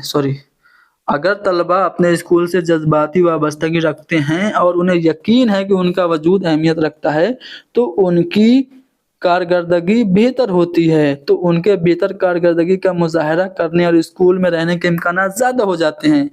जब बच्चे इमोशनली जुड़े होते हैं और उनको लगता है कि हमारी अहमियत क्लासरूम में है तो वो अच्छा परफॉर्म करते हैं। ये बात बिल्कुल सही है। जज्बात, इमोशंस सीखने में अहम रोल अदा करते हैं, ये बात भी सही है। तो दावा और दलील दोनों सही हो गए। तामीरियत पसंदी के सीखने के उसूल का बुनियादी उसूल क्या है। तो तामीरियत पसंद में बच्चे क्या करते हैं, एक्टिव तौर से अपने प्रीवियस नॉलेज के बेस पे नए नॉलेज को क्रिएट करते हैं, इल्म की तामीर और तश्कील करते हैं। पहला ऑप्शन है कि असातिज़ा तलबा को बराह रास्त हिदायत और वाज़ेह रहनुमाई देता है। जी नहीं, तामीरियत पसंदी में टीचर हिदायत नहीं देता है, डिक्टेट नहीं करता है, बल्कि वो एज ए फैसिलिटेटर काम करता है। सीखना उस वक्त होता है जब तलबा दुरुस्त जवाब और असातिज़ा से राय हासिल करते हैं। ये नहीं, तलबा अपने माहौल के साथ फ़आल मशगूलियत के ज़रिए एटमॉस्फियर से एक्टिव तौर से नॉलेज को बच्चे अपने प्रीवियस नॉलेज के बेस पे रिलेट करके नए नॉलेज को क्रिएट करते हैं। तो ये बात सही है, यानी माहौल के साथ फ़आल मशगूलियत के ज़रिए अपने इल्म की तामीर करते हैं। ये बात बिल्कुल करेक्ट है। वो कौन सी जबान है जो हम रोजमर्रा आमने सामने बातचीत के लिए इस्तेमाल करते हैं? तो वो होती है बेसिक इंटरपर्सनल कम्युनिकेशन स्किल, बिक्स इसको कहते हैं, बुनियादी तरसीली महारत। ठीक है। कल्प का फुल फॉर्म क्या होता है? Cognitive academic language proficiency. इस्लाही तदरीस किसके लिए होती है? उन आमोजगारों के लिए जिन्हें जबान सीखने के बाद पहलुओं पर तवज्जो मरकूज करने की जरूरत है, या उन असातिज़ा के लिए जिन्हें कुछ जबान सीखने वाले तलबा के लिए अपनी तदरीस को बेहतर बनाने की ज़रूरत है, या फिर उन आमोजगारों और असातिज़ा के लिए जिन्हें अपनी तदरीस या हिकमत अमलियों को समझने और तब्दील करने की ज़रूरत होती है। तो यहाँ पे तीसरा वाला ऑप्शन हमारा करेक्ट होगा। रेमेडियल टीचिंग उन बच्चों के लिए होता है और उन टीचर्स के लिए होता है जिनको लगता है कि उनको और बेहतर करने की ज़रूरत है, उनकी हिकमत अमली को और समझने की ज़रूरत है। तो तीसरा वाला बयान करेक्ट होगा। जामे क्लासरूम की मिसाल यानी कि इंक्लूसिव क्लासरूम की समावेशी कक्षा की मिसाल कौन नहीं है? देखिए, मुतनव्वे नुक्ता नज़र की शमूलियत ये अहम है। मुनासिब शमूलियत की पाबंदी ये भी अहम है। मुख्तलिफ हिदायत अलग अलग तरह से इंस्ट्रक्शन ये भी अहम है। लेकिन मुसाबकती अखलाकियात की हौसला अफजाई करना, कंपटीशन की भावना को बढ़ाना ये मकसद नहीं है और ये जामे क्लासरूम की मिसाल नहीं है, क्योंकि जामे क्लासरूम में समावेशी कक्षा में हर किस्म के बच्चे होते हैं। ठीक है। चलिए, दावा और दलील। दस्तूर हिंद के 8वें शेड्यूल के मुताबिक 22 जबानों को तस्लीम किया गया है। जो हमारा संविधान है उसकी 8वीं अनुसूची में कितनी जबानों का जिक्र है? 22 जबानों का। बिल्कुल सही बात है। उर्दू जबान की दस्तूर हिंद में कोई हैसियत ही नहीं है। ये बात गलत हो गई, क्योंकि जो 22 जबान है उनमें से एक उर्दू भी तो है। तो दावा और दलील दोनों सही हो गए। एक उस्ताद तलबा के जबान के किए गए कामों के नमूनों को अपने पास रखता है और उसे आमोजगारों की कारकर्दगी का अंदाजा लगाने के लिए इस्तेमाल करता है। तो इसको हम क्या कहते हैं? बच्चों का लैंग्वेज से रिलेटेड कोई भी काम जमा करना, एक फोल्डर बना लेना, उनका असेसमेंट उससे करना, बच्चों की जो प्रोग्रेस रिपोर्ट है उसको रखना, बच्चों की पसंद नापसंद की चीज़ों का उसमें जमा करना, ये सब क्या होते हैं? ये सब पोर्टफोलियो कहलाते हैं। अगर कोई टीचर ज़बान से मुताल्लिक बच्चों के काम के नमूनों को अपने पास रखता है और उसका इस्तेमाल इवेल्युएशन में करता है, तो इसको हम पोर्टफोलियो का इवेल्युएशन कहते हैं। रेमेडियल टीचिंग से मुताल्लिक 4 बयानात हैं, पढ़ते हैं। पहला है कि मुआलजाती तदरीस का इस्तेमाल ज़बान की महारत को बढ़ाने के लिए किया जा सकता है। दूसरा है कि मुआलजाती तदरीस से आमोज़ी खला और तफ़हीम की कमी को दूर किया जाता है। सही बात है। बच्चे को सीखने में जो दिक्कत और परेशानी है उसको दूर करने के लिए हम रेमेडियल टीचिंग करते हैं। सही बात है। मुआलजाती तदरीस आमोजगारों की दरपेश मसाइल और चैलेंजों की निशानदेही के बाद होता है। पहले हम रेमेडियल टीचिंग करते हैं, फिर करते हैं बच्चों की पहले बच्चों का हम डायग्नोस्टिक टेस्ट करते हैं, फिर रेमेडियल टीचिंग करते हैं। पहले तशखीसी जांच होती है, फिर होती है इस्लाही तदरीस, मुआलजाती तदरीस। तो इसलिए जीम भी सही है। ठीक है। तो बे और जीम सही होंगे। बे और जीम दूसरा वाला बयान है जो कि हमारा करेक्ट होगा। NAP 2020 के मुताबिक तालीम की रहनुमाई करने वाले बुनियादी उसूलों में शामिल नहीं है। NEP 2020 जो है वो ग्रेड 3 तक FLN के टारगेट को अचीव करने की बात कह रही है। FLN यानी बुनियादी खानदगी और नंबर शुमारी। फ़नून और उलूम के दरमियान ख़तो किताबत की बात कर रही है। ये बात भी सही है। रटने को मना कर रही है, लेकिन यहाँ पे ऑप्शन ध्यान से पढ़िए। रटने के बजाय तसव्वुराती तफ़हीम पर जोर दे रही है। ये बात भी सही हो गई। ज़बान के असबाक का दूसरे मज़ामीन में कोई मुनासिबत नहीं, ये बात गलत होगी, क्योंकि ज़बान के सबक जो होते हैं वो दूसरी लैंग्वेज में या फिर दूसरे सब्जेक्ट में अहम होते हैं। क्योंकि सब्जेक्ट जब कोई भी हम पढ़ाते हैं तो किसी न किसी ज़बान में ही तो पढ़ाते हैं। तो इसलिए ये वाला हमारा नेगेटिव होगा, जो कि हमारा जवाब हो जाएगा। उस्ताद को म्यूनिसिपल कॉरपोरेशन का एक पर्चा मिलता है जिसमें मानसून में अख्तियार की जाने वाली एहतियाती तदाबीर के बारे में बताया गया है। एक पेपर है जिसमें कि अगर मौसम बिगड़े तो हमें क्या करना चाहिए, इसके बारे में बताया गया है। मुख्तलिफ कामों के जरिए लफ्जियात और पढ़ने की तदरीस के लिए वो उसका इस्तेमाल क्लासरूम में कर रहा है। टीचर वो पर्चे का इस्तेमाल क्लासरूम में कर रहा है। ये जो पर्चा है वो क्या है? ये पर्चा मुस्तनद मवाद है। ठीक है। ऑथेंटिक टेक्स्ट है, प्रमाणिक विषय वस्तु है। टिकट हो गया, होटल का मेन्यू कार्ड हो गया, अखबार हो गया, कोई पोस्टर हो गया, ये सब मुस्तनद मवाद होते हैं। अगर आप बतौर उस्ताद अगर आप बतौर ज़बान के उस्ताद मुकर्रर हुए हैं तो आप क्लास में कौन सा अमल करेंगे? गलतियाँ करने पे बच्चों की इस्लाह फ़ौरन करेंगे? जी नहीं, हमें गलतियों को फ़ौरन दुरुस्त नहीं करना चाहिए। गलतियाँ आमोज़िज़ का हिस्सा होती हैं, उन्हें फ़ीडबैक देती हैं, बच्चों को फ़ीडबैक देती हैं, तो तुरंत आपको सही नहीं करनी चाहिए। इल्म की तशहीर के लिए आमोज़गारों को बाहमी ताउन और तामुल का मौका देना चाहिए, सही बात है। बतौर सहूलत रेसा क्लासरूम में काम करना चाहिए। बतौर उस्ताद हमारा काम क्या होना चाहिए? एज़ अ फैसिलिटेटर होना चाहिए। दर्स किताब का इस्तेमाल हमें नहीं करना चाहिए, तो बे और जीम हमारा करेक्ट होगा। सिर्फ बे और जीम करेक्ट है, यानी कि चौथा वाला ऑप्शन सही होगा। तामीरी नुक्ता नज़र के मुताबिक दर्ज झेल में से किसको फ़रोग़ नहीं दिया जाना चाहिए? प्रश्नवादी उपागम के अनुसार किस घटक को विद्यार्थियों में नहीं बढ़ाना चाहिए? प्रॉब्लम सॉल्विंग को बढ़ाना चाहिए, साथ ही साथ गाइडेड डिस्कशन को भी बढ़ाना चाहिए और आपसी सहभागिता को यानी बाहमी ताउन को भी बढ़ाना चाहिए। याद करना, ये तो नेगेटिव टाइप पॉइंट हो गया, याद करने को नहीं बढ़ाना चाहिए। कौन सा बयान सही है? जानने का मतलब, ज़बान जानने का मतलब उसके कवायद जानना, जी नहीं। आप बहुत सारी ज़बान ऐसी है जो बोलते हैं लेकिन उसके ग्रामर को नहीं जानते हैं। ज़बान जानने का मतलब उस ज़बान में सीखने की सलाहियत, जी नहीं। ज़बान जानने का मतलब है कि मुख्तलिफ सूरत-ए-हाल में उसको आप इस्तेमाल कर पा रहे हैं कि नहीं। अगर आप अलग-अलग सिचुएशन में किसी ज़बान को इस्तेमाल कर पा रहे हैं, तो इसका मतलब वो ज़बान आप जान रहे हैं। एक उस्ताद प्री स्कूल के बच्चों को पढ़ने के लिए बड़ी तस्वीरी किताबें देता है और फिर उनसे तस्वीरों के बारे में बताने को कहता है, तो ये बच्चों को किस तरह से उनकी मदद करेगी? तो इससे बच्चों की जो कम्युनिकेशन स्किल है, तरसीली महारत है, वो बढ़ेगी। पहला वाला ऑप्शन करेक्ट होगा। दर्ज झेल में से कौन सी हिकमत अमली बच्चों की ज़बान की नशो-नुमा में मददगार नहीं है? इससे लैंग्वेज डेवलपमेंट नहीं होगा। दूसरों के साथ बामानी बातचीत का मौका करेंगे फराहम, तो इससे तो ज़बान की नशो-नुमा होगी। एक खुशगवार माहौल बच्चों को फराहम करना जो बच्चों की ज़बान में दिलचस्पी को बरकरार रखे, इससे तो ज़बान की नशो-नुमा होगी। वालिदैन और असातिज़ा से ज़्यादा तामुन, मश्क और तकरार। देखिए, मश्क करना, रिपीटेशन करना, इससे लैंग्वेज डेवलपमेंट नहीं होगी। ठीक है, तो हमारा जवाब चौथा वाला ऑप्शन होगा। सियाको सबाक में ज़बान सीखने का मौका देंगे, ये तो पॉजिटिव है। कवायद की तदरीस के लिए दर्ज झेल में से कौन से बयान दुरुस्त हैं? ग्रामर टीचिंग के लिए यहाँ पे 4 बयानात हैं। इब्तिदाई मरहले में कवायद पढ़ाना ज़बान की आमोज़ के लिए ज़रूरी नहीं है, सही बात है। प्राइमरी लेवल में बच्चों को ग्रामर पढ़ाना ज़रूरी नहीं है। तलबा की आमोज़िश के इब्तिदाई सालों के दौरान कवायद के उसूल ज़रूरी, जी नहीं। कवायद की तदरीस मिसाल से उसूल की तरफ होनी चाहिए, बिल्कुल सही बात है। तो अलिफ और जीम सही है, अलिफ और जीम तीसरा वाला ऑप्शन करेक्ट होगा।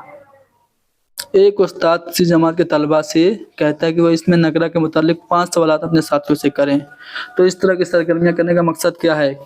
क्वेश्चन दोस्तों से पूछना, तो ये मकसद है ओरल फ्लुएंसी प्रैक्टिस की, यानी कि रवानी के साथ रवानी की मशक करने की, यानी कि पहला वाला ऑप्शन करेक्ट होगा। ख्वानदगी की तदरीस का वो तरीका जो सिर्फ हर्फ और आवाज़ के माबैन रिश्तों पर जोर देता है, इसको हम क्या कहते हैं? इसको हम लोग कहते हैं सौती तरीका, फोनेटिक इंस्ट्रक्शन, सौती तदरीस कहते हैं। ठीक है, अगला सवाल है कवायद की मुअस्सिर तदरीस के हवाले से कौन दुरुस्त नहीं है? ग्रामर की इफेक्टिव लर्निंग के लिहाज से कौन सही नहीं है? देखिए, मुनासिब तरसील को पेश करना, तरसील में मश्क को करवाना, सही है। कवायद के मौजू उसूलों को ये भी सही है। कवायद के उसूलों को याद करना, ये नेगेटिव है, हमारा गलत जवाब हो जाएगा। मैंने आप लोगों को बताया था कि ज़बान की क्लास में अगर आप साइंस या सोशल साइंस के टॉपिक को इस्तेमाल कर रहे हैं तो इसे कहते हैं LAC, लैंग्वेज एक्रास द करिकुलम। वहीं से ये सवाल है। आयशा 8वीं जमात के तलबा को अंग्रेजी पढ़ा रही है। वो अपने तलबा से जोग्राफिया की दरसी किताब से एक सबक पढ़ने के लिए कहती है। और उन्हें ज़बान और मौज़ू के मवाद की तलाश के लिए अल्फाज और काबिल मतन फ़हम देती है। तो इसको हम क्या कहते हैं? देखिए, अंग्रेज़ी में वो जोग्राफिया को घुसा रही है, यानी कि वो लैंग्वेज क्रॉस द करिकुलम कर रही है, दर्सियात से परे ज़बान का वो इस्तेमाल कर रही है। वकूफ़ियत पसंद नज़रिया के मुताबिक ज़बान के उस्ताद को बच्चों की गलतियों को किस तरह देखना चाहिए? तो जो वकूफ़ियत पसंद नज़रिया है, वो गलतियों को भी अहम मानते हैं। कहते हैं कि गलतियाँ गौर व फ़िक्र की बसीरत देती हैं और आमोज़िश का हिस्सा हैं। ये खलल और रुकावट नहीं है। इनकी फ़ौरन इस्लाह भी नहीं करनी चाहिए और ये बच्चे को लापरवाह भी नहीं करती हैं। अगर बच्चा गलतियाँ कर रहा है, इसका मतलब सीख रहा है। गलतियों से ही बच्चा सीखता है, ये बिहेवियरिस्ट का मानना है। वाइगोसी के मुताबिक सबसे ज़्यादा अहम क्या है? समाजी तामुल सबसे ज़्यादा अहम है। कसीर लिसानी क्लासरूम से मुराद वह क्लासरूम है जिसमें सीखने वाले अपनी ज़बान में बातचीत करते हैं और एक से ज़्यादा ज़बानों का इस्तेमाल कर सकते हैं। बिल्कुल सही बात है। हर बच्चे को अपनी ज़बान इस्तेमाल करने की सहूलियत हो, तो 4 ज़बान के अगर बच्चे हैं तो 4 ज़बानें क्लासरूम में आ गई ना, तो ये कसीर लिसानी क्लासरूम है। सही बात है। कसीर लिसानी क्लासरूम में बतौर वसीला काम करता है, ये बात भी सही है। अगर ये लिख के कहीं देखा जाए आपको कि लिखा हुआ है कि कसीर लिसानी क्लासरूम में रुकावट होती है, तो वो गलत हो गया। वसीला होती है, दावा और दलील दोनों सही होगा। 7वीं जमात का उस्ताद मीटिंग के लिए अपने तलबा को गांव पंचायत के सदर, अरकान, उस्ताद, घरेलू औरत, गांव के मेडिकल अफसर का रोल देता है। तो इसको हम क्या कहेंगे? इसको हम रोल प्ले कहेंगे। ठीक है, इस तरह का सवाल शुरुआत में आया था। एक उस्ताद अपने तलबा से किसी ऐसे वाक़े को लिखने के लिए कहता है जिसमें उन्हें गम, हैरत या खुशी का तजर्बा हुआ हो। वाक़या तहरीर करने के लिए उस्ताद तलबा को कुछ माविन इशारे यानी कि हिंट भी देता है, जैसे कब हुआ वाक़या, कहाँ हुआ, कैसे हुआ। तो ऐसा करके टीचर बच्चों की किन सलाहियत को बढ़ाने की कोशिश कर रहा है? तो बच्चे की तख्लीकी सलाहियत को टीचर बढ़ाने की कोशिश कर रहा है। पोर्टफोलियो का जो अंदाज़े कद्र होता है वो क्या होता है? क्लासरूम में आमोज़गारों की आमोज़ का रिकॉर्ड करना होता है, या फिर अंदाज़े कद्र के लिए आमोज़गारों की तमाम आमोज़ी सरगर्मियों को रिकॉर्ड करना। तो अंदाज़े कद्र का मतलब होता है कि बच्चे की तमाम आमोज़ी सरगर्मियों को रिकॉर्ड करना, यानी कि चौथा वाला ऑप्शन हमारा करेक्ट होगा। कसीर लिसानी क्लासरूम में बच्चों की ज़बानों को जगह देने के लिए ज़रूरी है। हमें क्लासरूम में बच्चों की ज़बानों को जगह देने के लिए क्या करना चाहिए? सिर्फ असातिज़ा सिर्फ बच्चों की ज़बानें इस्तेमाल करें, असातिज़ा बच्चों से सिर्फ उनकी अपनी मादरी ज़बानों में बर्ताव करने को कहें, या फिर असातिज़ा बच्चों की मादरी ज़बान के इस्तेमाल को कबूल करें। देखिए, सिर्फ ये गलत हो गया, नेगेटिव हो गया। जहाँ पे सिर्फ देखिए नेगेटिव है। असातिज़ा को बच्चों की मादरी ज़बान को क्लासरूम में इस्तेमाल करने की इजाज़त देनी चाहिए, इस्तेमाल को कबूल करना चाहिए। इस तरह से हम क्लासरूम में कसीर लिसानी माहौल को उजागर कर सकते हैं। ज़बान के उस्ताद को ऐसा काम देना चाहिए जो जोड़ों में और ग्रुप में किया जा सके। क्यों? आपने थ्योरी पढ़ी होगी वाइगोस्की की, वो कह रहे हैं सोशल इंटरेक्शन से बच्चे सीखते हैं। तो सोशल इंटरेक्शन के लिए क्या करना चाहिए? जोड़ों में, ग्रुपों में काम देना चाहिए। पहला ऑप्शन है कि तलबा साथ मिलकर काम जल्दी पूरा कर लेंगे। जी नहीं। या असातिज़ा के काम को कम करेंगे क्योंकि इनफरादी तवज्जो ग्रुप मुशाहदे से मुश्किल है। जी नहीं। इस तरह के बामानी काम से तलबा एक दूसरे से सीखते हैं और ताउन करते हैं। बच्चे एक दूसरे से सीखते हैं और ताउन करते हैं, इसीलिए जोड़ों में और ग्रुप में काम देना चाहिए। तीसरा वाला बयान करेक्ट होगा। चलो ये देखो, अच्छा सवाल है। बयानात हैं, ध्यान से पढ़िए फिर आप आंसर करिएगा। एक बच्चा दिल्ली से हैदराबाद आता है और अपने हमजोलियों और पड़ोसियों से तामुल के जरिए तेलुगु सीखता है, तो इसे ज़बान की आमोज़िश कहेंगे। देखो, पड़ोसियों से और हमजोलियों से तामुल करके वो तेलुगु सीखा है। स्कूल में रस्मी माहौल में तो नहीं ना सीखा है। तो जब रस्मी माहौल में नहीं सीखा तो इसको हम ज़बान की आमोज़िश नहीं बल्कि ज़बान का इक्तिसाब या ज़बान की हुसूलियाबी कहेंगे। ये गलत पॉइंट हो गया। दूसरा बयान कि एक लड़का पटना से मुंबई आया है।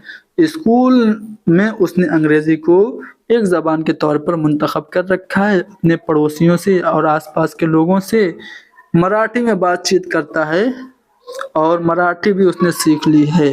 तो अंग्रेजी का सीखना जबान की आमोजी से, बिल्कुल सही बात है। अंग्रेजी स्कूल में सीखी तो अंग्रेजी जबान की आमोजी से, मराठी दोस्तों से सीखी तो ये जबान की वसूलिया भी, ये बात सही है। तो सिर्फ दूसरा वाला जो बयान है सिर्फ भी हमारा सही होगा। एक उस्ताद एक दरसी किताब से एक लड़की के बारे में एक कहानी पढ़ रहा है जो एक चिड़िया की देखभाल कर रही है और उसे खाना खिला रही है। अचानक क्लास में एक लड़का खड़ा होता है, उसका नाम अली है, मेरा हम नाम है। और और उस्ताद और वो लड़का खड़ा होकर क्या कहता है, कहता है कि इसी तरह उसने भी एक दिन एक जख्मी गिलहरी को बचाया था जो पार्क में गिरी पड़ी थी। तो यहाँ पे ये जो अली कर रहा है उसका जो रद्द अमल है, रिएक्शन है, वो क्या है, वो मतन को वो अपने जाती तजर्बे से जोड़ रहा है, जो वो पढ़ रहा है क्लासरूम में वो पर्सनल लाइफ से अपने रिलेट कर रहा है। तो यहाँ पे पहला वाला ऑप्शन करेक्ट होगा। किसके मुताबिक बच्चों की सोच पर समाजी तामुल और सकाफती तनाजुर का असर पड़ता है, तो वो है वाइगोस्की। जब भी समाज की संस्कृति की बात आए वाइगोस्की ऑप्शन में हो तो वाइगोस्की को ही लगाना। हदफ जबान की तदरीस के लिए उस्ताद बच्चे की मादरी जबान को एक मीडियम के तौर पे इस्तेमाल कर रहा है, तो वो कौन सा तरीका अपना रहा है, वो ग्रामर ट्रांसलेशन का मेथड यानी कि कवायद के इतलाक का मेथड वो अपना रहा है। अगर मादरी जबान इस्तेमाल हो रही है तो कवायद के इतलाक का तरीका है, मादरी जबान इस्तेमाल नहीं हो रही है तो वो रास्त तरीका यानी कि डायरेक्ट मेथड है। जबान का सबक शुरू करने से पहले एक टीचर है, वो अल्फाज के मानी और सियाको सबाक पे बहस कर रही है। तो वो टीचर क्या कर रही है, वो एक सहारा बना रही है ताकि उसके तलबा सबक को बेहतर तौर से सीख सकें। वो तलबा में खौफ पैदा करती जी नहीं, वो आसानी का एहसास दिला रही है ताकि तालिब इल्म जान ले कि ये कोई अहम ये भी गलत हो गया। वो एक अकीदा पैदा कर रही है ताकि तलबा महसूस करें कि सिर्फ लफ्ज़ के मानी है में जी नहीं। अगर वो सबक शुरू करने से पहले अल्फाज को अकॉर्डिंग टू द कंटेक्स्ट वो डिस्कस कर रही है तो इसका मतलब ये है कि वो इसके फोल्डिंग दे रही है, सहारा दे रही है ताकि बच्चे सबक को बेहतर तौर से सीख सकें। पहला वाला ऑप्शन करेक्ट होगा। 4 बयानात हैं। पहला है कि हिंदी हिंदुस्तान की कौमी ज़बान, जी नहीं, हिंदी नेशनल लैंग्वेज नहीं है, ऑफिशियल लैंग्वेज है, ठीक है, सरकारी ज़बान है। और अंग्रेजी क्या है, माविन सरकारी ज़बान है, ठीक है। तो बी और डी करेक्ट होगा, बी और डी दूसरे ऑप्शन में है। कौन सा तरीका ज़बान का है जो कि मादी ज़बान की मुदाखलत के बगैर यानी मातृभाषा का इस्तेमाल किए बगैर दूसरी ज़बान पढ़ाता है। तो अभी मैंने बताया डायरेक्ट मेथड में हम मातृभाषा का इस्तेमाल नहीं करते हैं। कौन सा बयान सही है, 4 बयान आते, ध्यान से पढ़िए फिर बताइए। मादरी ज़बान से शुरू करके मजीद ज़बानों की तालीम देना मादरी ज़बान पे मबनी कसीर लिसानियात है, बिल्कुल सही बात है। कसीर लिसानियात क्लासरूम में रुकावट बनती है, जी नहीं। क्लास में हर बच्चे की मादरी ज़बान को इज्जत और तहफ़्फ़ुज़ देना, बिल्कुल सही बात है। मादरी ज़बान में तालीम देने से क्लास में फितरी माहौल पैदा होता है, ये बात भी सही है। तो अलिफ जीम और दाल, अलिफ जीम और दाल 3 बयान सही हैं। अलिफ जीम और दाल पहले वाले ऑप्शन में दिया गया जो कि हमारा सही होगा। बच्चों को अच्छा कारी बनाने के लिए उनको लफ्जियात को फ़रोग देना, उनकी वोकैबुलरी को बढ़ाना अहम है। तो बताइए कि बच्चों की वोकैबुलरी बढ़ाने का, बच्चों का शब्दकोश बढ़ाने का सबसे बेहतरीन तरीका क्या है? तलबा मुतज़ाद और मुतरादिफ अल्फाज की एक तवील फ़हरिस्त बनाने, एक लिस्ट बना ले, जी नहीं। तलबा का जब किसी नए लफ्ज़ से साबिक़ा पढ़े तो वो डिक्शनरी देखने, लुग़त देखने शुरू करते हैं, जी नहीं। तलबा मतन में जो अल्फाज इस्तेमाल हुए हैं उनको निशानज़द करें और उनका जुमलों में इस्तेमाल करें, जी नहीं। इससे बेहतर होगा कि सियाक के मुताबिक अकॉर्डिंग टू द कंटेक्स्ट वो मीनिंग को गेस करें, यानी कि नए लफ्ज़ की मीनिंग को समझने के लिए तलबा नए अल्फाज के मानी के क्यास के लिए सियाक व सबाक को बरूए कार लाएं। ऑप्शन 4 करेक्ट होगा। शायरी की तदरीस के हवाले से कौन दुरुस्त है? देखिए शायरी की तदरीस में जो सबसे ज़्यादा अहम है वो क्या है कि बच्चे शायरी से मज़ा लें, लुत्फ़ अंदोज़ हों और महसूस हों। तो बच्चों को शायरी क्यों पढ़ाई जाती है, शायरी की तदरीस क्यों की जाती है? लुत्फ़ अंदोज़ और महसूस होने के लिए। ऑप्शन 3 करेक्ट होगा। निपुण भारत ये क्या है? National initiative for proficiency with understanding and numeracy, इस तरह से इसका फुल फॉर्म है। तो ये साइंस और टेक्नोलॉजी की तालीम को फ़रोग़ देने की कौमी पहल है। बालिगों की अदद शनासी को फ़रोग़ देने के लिए हुकूमत हिंद का प्रोग्राम है, या फिर कम उम्र के बच्चों में पढ़ने और अदद शनासी को फ़रोग़ देने के लिए हुकूमत हिंद का प्रोग्राम है।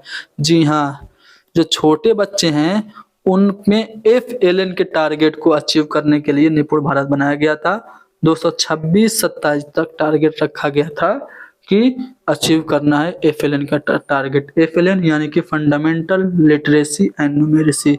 तो कम उम्र के आमोजगारों में पढ़ने और अदद शनासी को फ़रोग़ देने के लिए हुकूमत हिंद का प्रोग्राम है निपुण भारत। 7वीं जमात के एक उस्ताद अपने तलबा से ग्रुप बनाने और शहर के मुख्तलिफ मकामात से मुख्तलिफ मौज़ूआत को मुंतख़ब करने, डेटा जमा करने और दोस्तों से उस पर डिस्कशन करके एक रिपोर्ट तैयार करने के लिए कहते हैं।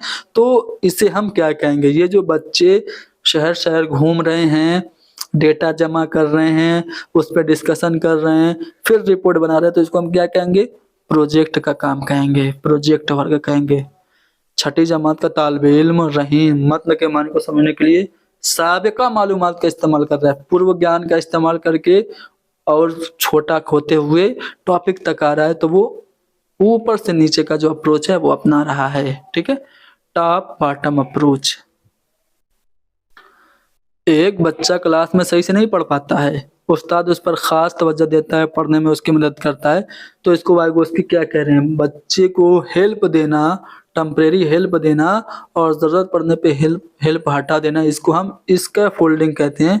स्कैफोल्डिंग को उर्दू में मचानबंदी के नाम से भी कभी-कभी पूछता है, कभी-कभी ताआवुनी मफरूज़ा के नाम से दे देता है, तो कन्फ्यूज़ मत होइएगा। अगर कन्फ्यूज़न हो तो इंग्लिश वाले वर्ज़न में सेम सवाल देख लीजिएगा। एक बच्ची है 6 में पढ़ रही है, सही से देख नहीं पा रही है, तो एज़ ए टीचर आप क्या करेंगे?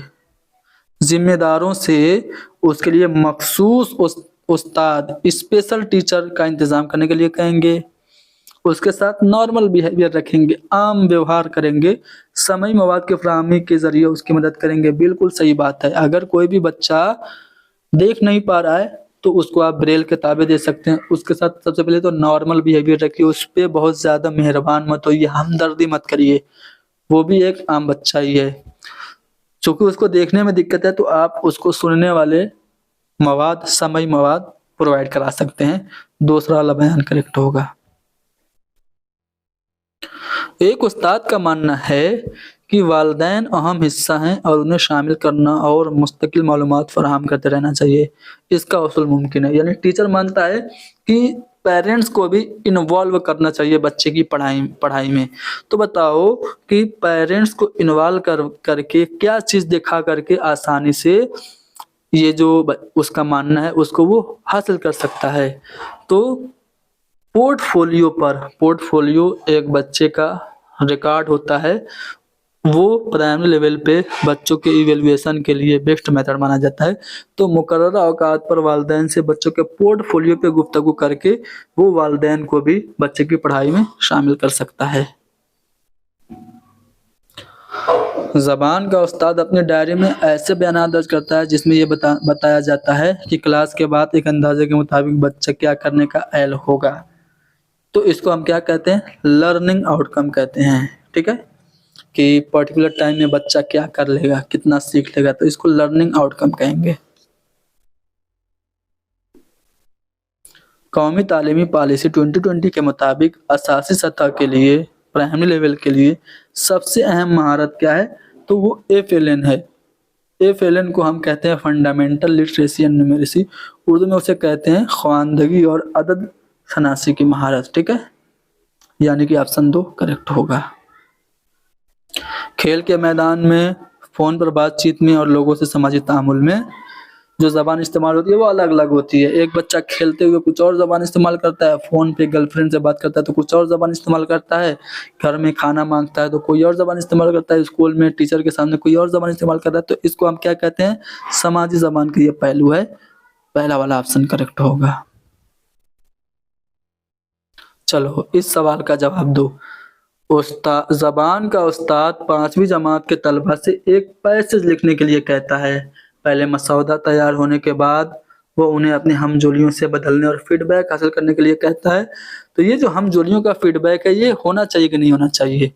पैसेज लिख लिया, ठीक है? अब पैसेज लिखने के बाद अब अपने दोस्त को दे दो और फिर वो दोस्त तुमसे क्वेश्चन पूछे और उस पे फीडबैक दे। तो ये जो फीडबैक है इसको होना चाहिए। हमजोली फीडबैक नहीं दे सकते, इसलिए इससे परहेज करना चाहिए। जी नहीं, हमजोलियों की नहीं, उस्ताद की जिम्मेदारी है इस पर अमल नहीं करना चाहिए, गलत है। इसका इस्तेमाल सिर्फ लिखने की मदद के, जी नहीं, लिखने के कामों में ये होना चाहिए कि आप अपने दोस्त को अपना मसौदा दे दीजिए और उस पे फीडबैक लीजिए। तो ये चौथा वाला ऑप्शन करेक्ट होगा। उस्ताद अखबार की रिपोर्ट का इस्तेमाल लिखने के बारे में पढ़ाने के लिए कर रहा है। Paper cutting, ticket, menu card, poster, ये सब मुस्तनद मवाद होते हैं, ऑथेंटिक टेक्स्ट होते हैं। तशख़ीसी जांच की जाती है, क्यों की जाती है? मसाइल को हल करने के मकसद से, तलबा की कमजोरियों को पता लगाने के लिए, बच्चे में जो कमियां है उसको पता लगाने के लिए हम डायग्नोस्टिक टेस्ट करते हैं। एक बच्चे का कम नंबर आया, अब नंबर कम क्यों आया ये चेक करने के लिए जब हम टेस्ट करेंगे तो वो डायग्नोस्टिक टेस्ट होगा, निदानात्मक परीक्षण यानी कि तशख़ीसी जांच होगी। ज़बान की तदरीस के लिए तामीरियत पसंद नज़रिया के तहत एक उस्ताद से क्या तवक्को की जाती है? तो कंस्ट्रक्टिविज्म में हम टीचर को एज ए फैसिलिटेटर देखते हैं। तलबा के तजर्बात से मालूमात की तामीर में वो मदद करता है, ठीक है? चौथा वाला ऑप्शन करेक्ट होगा। पढ़ने से पहले किए जाने वाले कामों का मकसद, जो प्री स्टडी वर्क किए जाते हैं उनका मकसद क्या होता है? आमोज़गारों की पढ़ने की महारत का अंदाज़ा लगाना, मुश्किल अल्फाज और मुहावरों के मानी बताना, आमोज़गारों को मरकज़ ख्याल से मुतारिफ कराना और तरगीब देना। जी हाँ, पढ़ने से पहले का मकसद यही होता है कि पढ़ने से पहले के कामों का मकसद यही होता है कि जो ओवरऑल जो सेंट्रल आइडिया है वो बच्चे को समझाएं और उन्हें मोटिवेट करें। तीसरा वाला बयान करेक्ट होगा।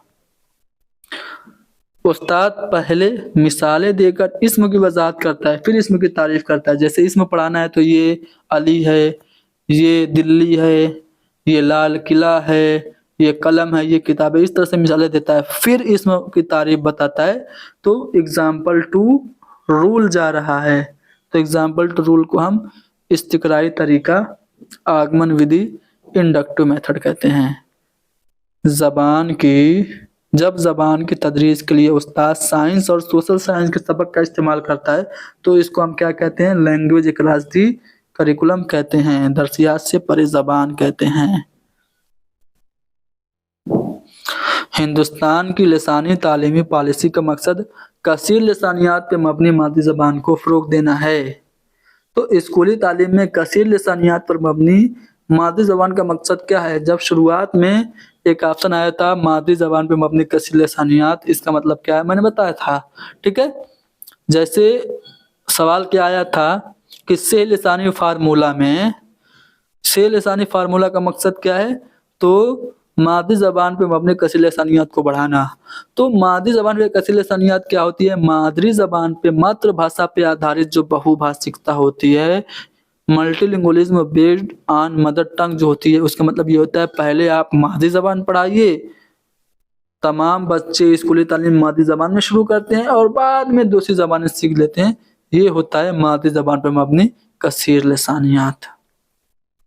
चलो ये सवाल देखो,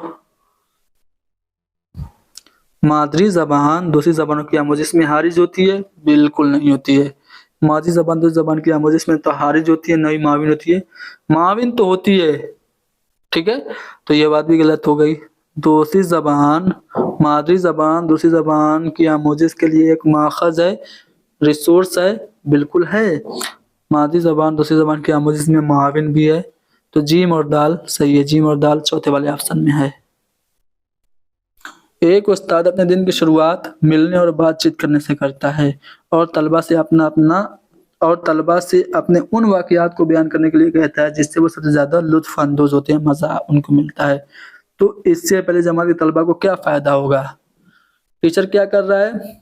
ग्रीटिंग से दिन की शुरुआत करता है, बच्चों आज तुमको क्या क्या किए, कौन सा काम तुमको अच्छा लगा, क्या क्या तुमको मजा आया, इस तरह से बच्चों से पूछता है। तो वो बच्चों में कम्युनिकेशन स्किल को बढ़ाना चाह रहा है। मुअस्सिर मुरसल बच्चे ऐसे होंगे, तरसील करने वाले, कम्युनिकेटर करने वाले अच्छे बनेंगे। बच्चे इफेक्टिव कम्युनिकेटर बनेंगे, ऐसा टीचर का मकसद है।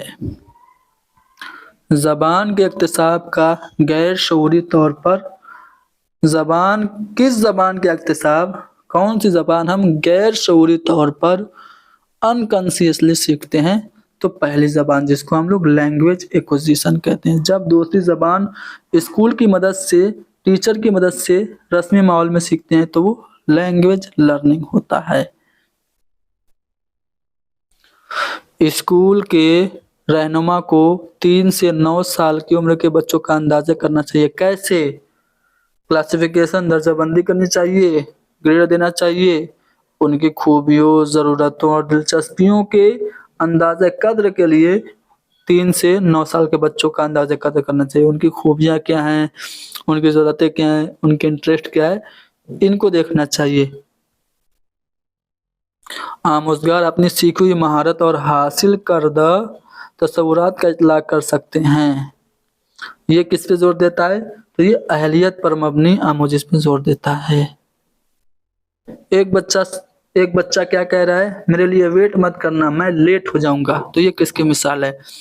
उर्दू बोल रहा है, बीच में अंग्रेजी के अल्फाज को वो मिक्स कर रहा है, तो इसको हम कहेंगे कोड मिक्सिंग, कोड मिलाना। ठीक है।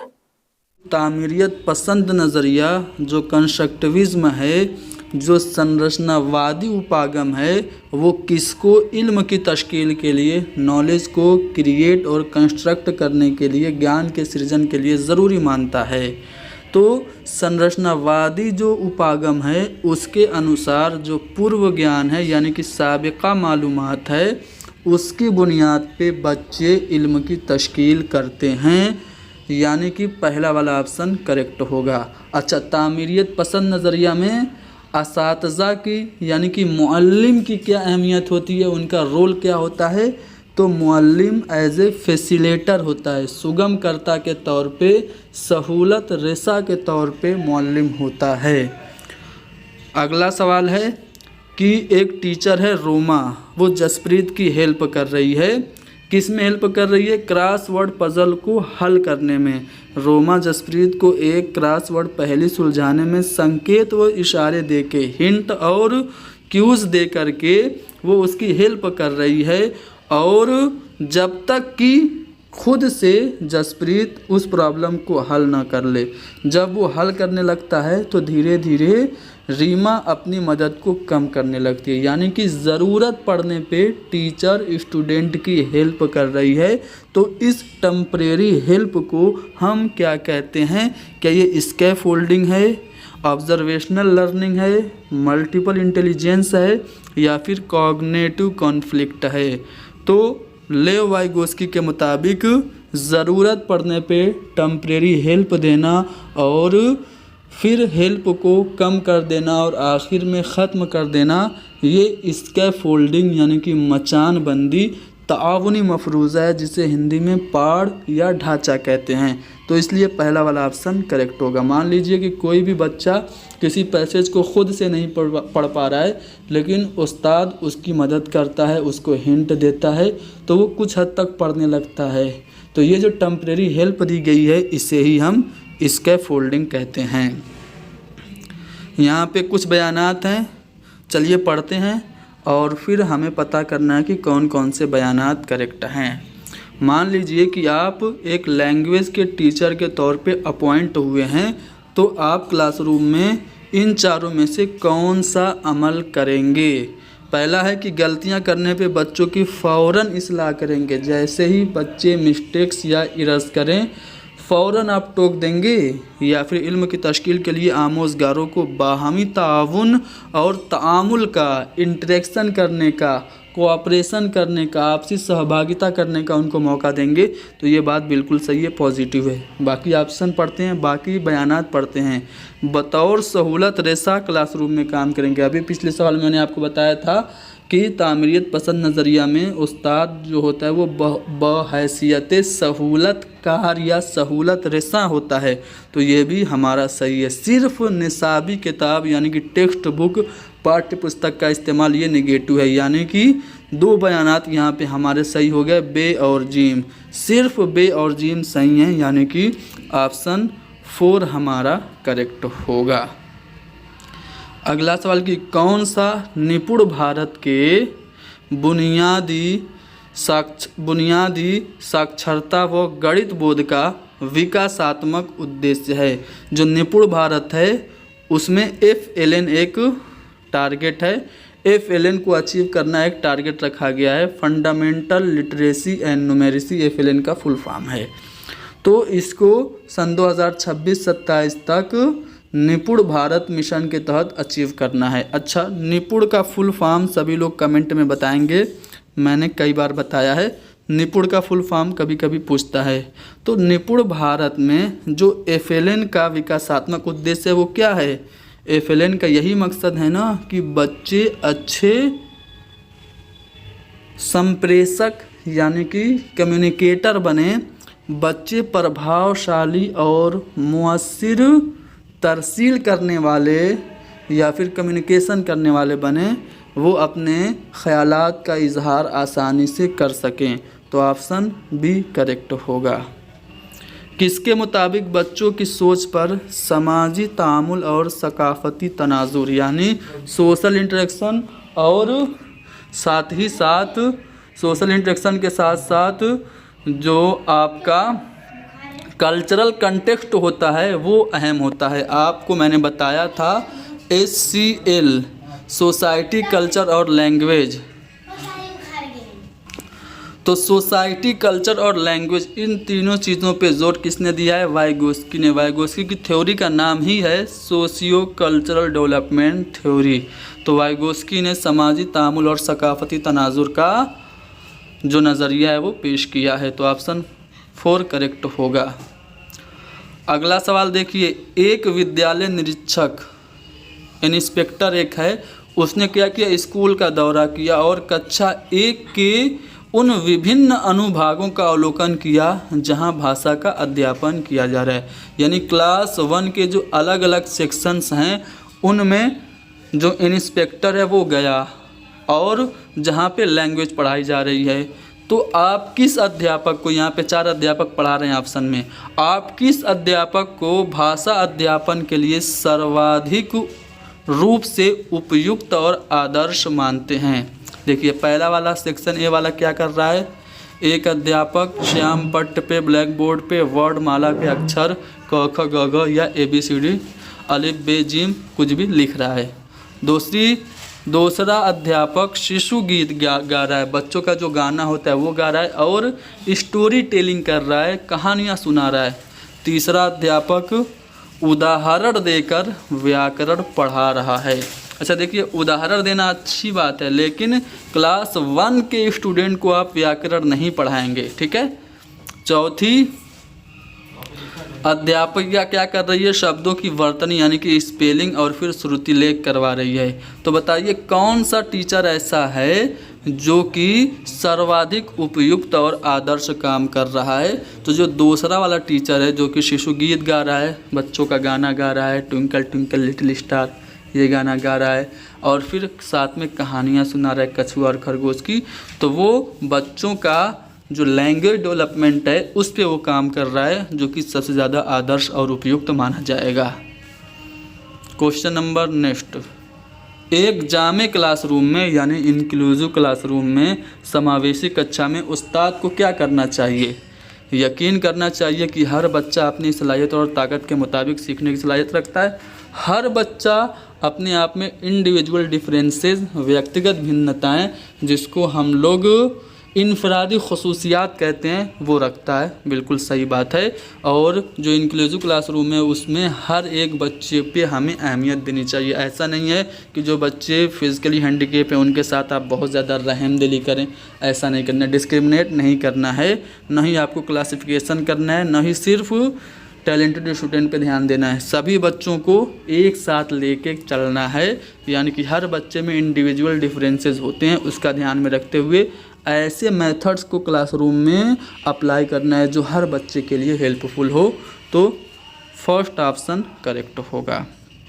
क्वेश्चन नंबर 5 फिर से लेव वाइगोस्की के मुताबिक यहाँ पे पूछा जा रहा है कि लेव वाइगोस्की के समाजी नशोनुमा यानी सोशल डेवलपमेंट थ्योरी पर एज ए टीचर आप बिलीव रखते हैं, तो आप अपने बच्चों का अंदाज़ा कद्र करने के लिए, इवेल्युएशन करने के लिए, मूल्यांकन करने के लिए दर्ज तरीक़ों में से किसको तरजीह देंगे?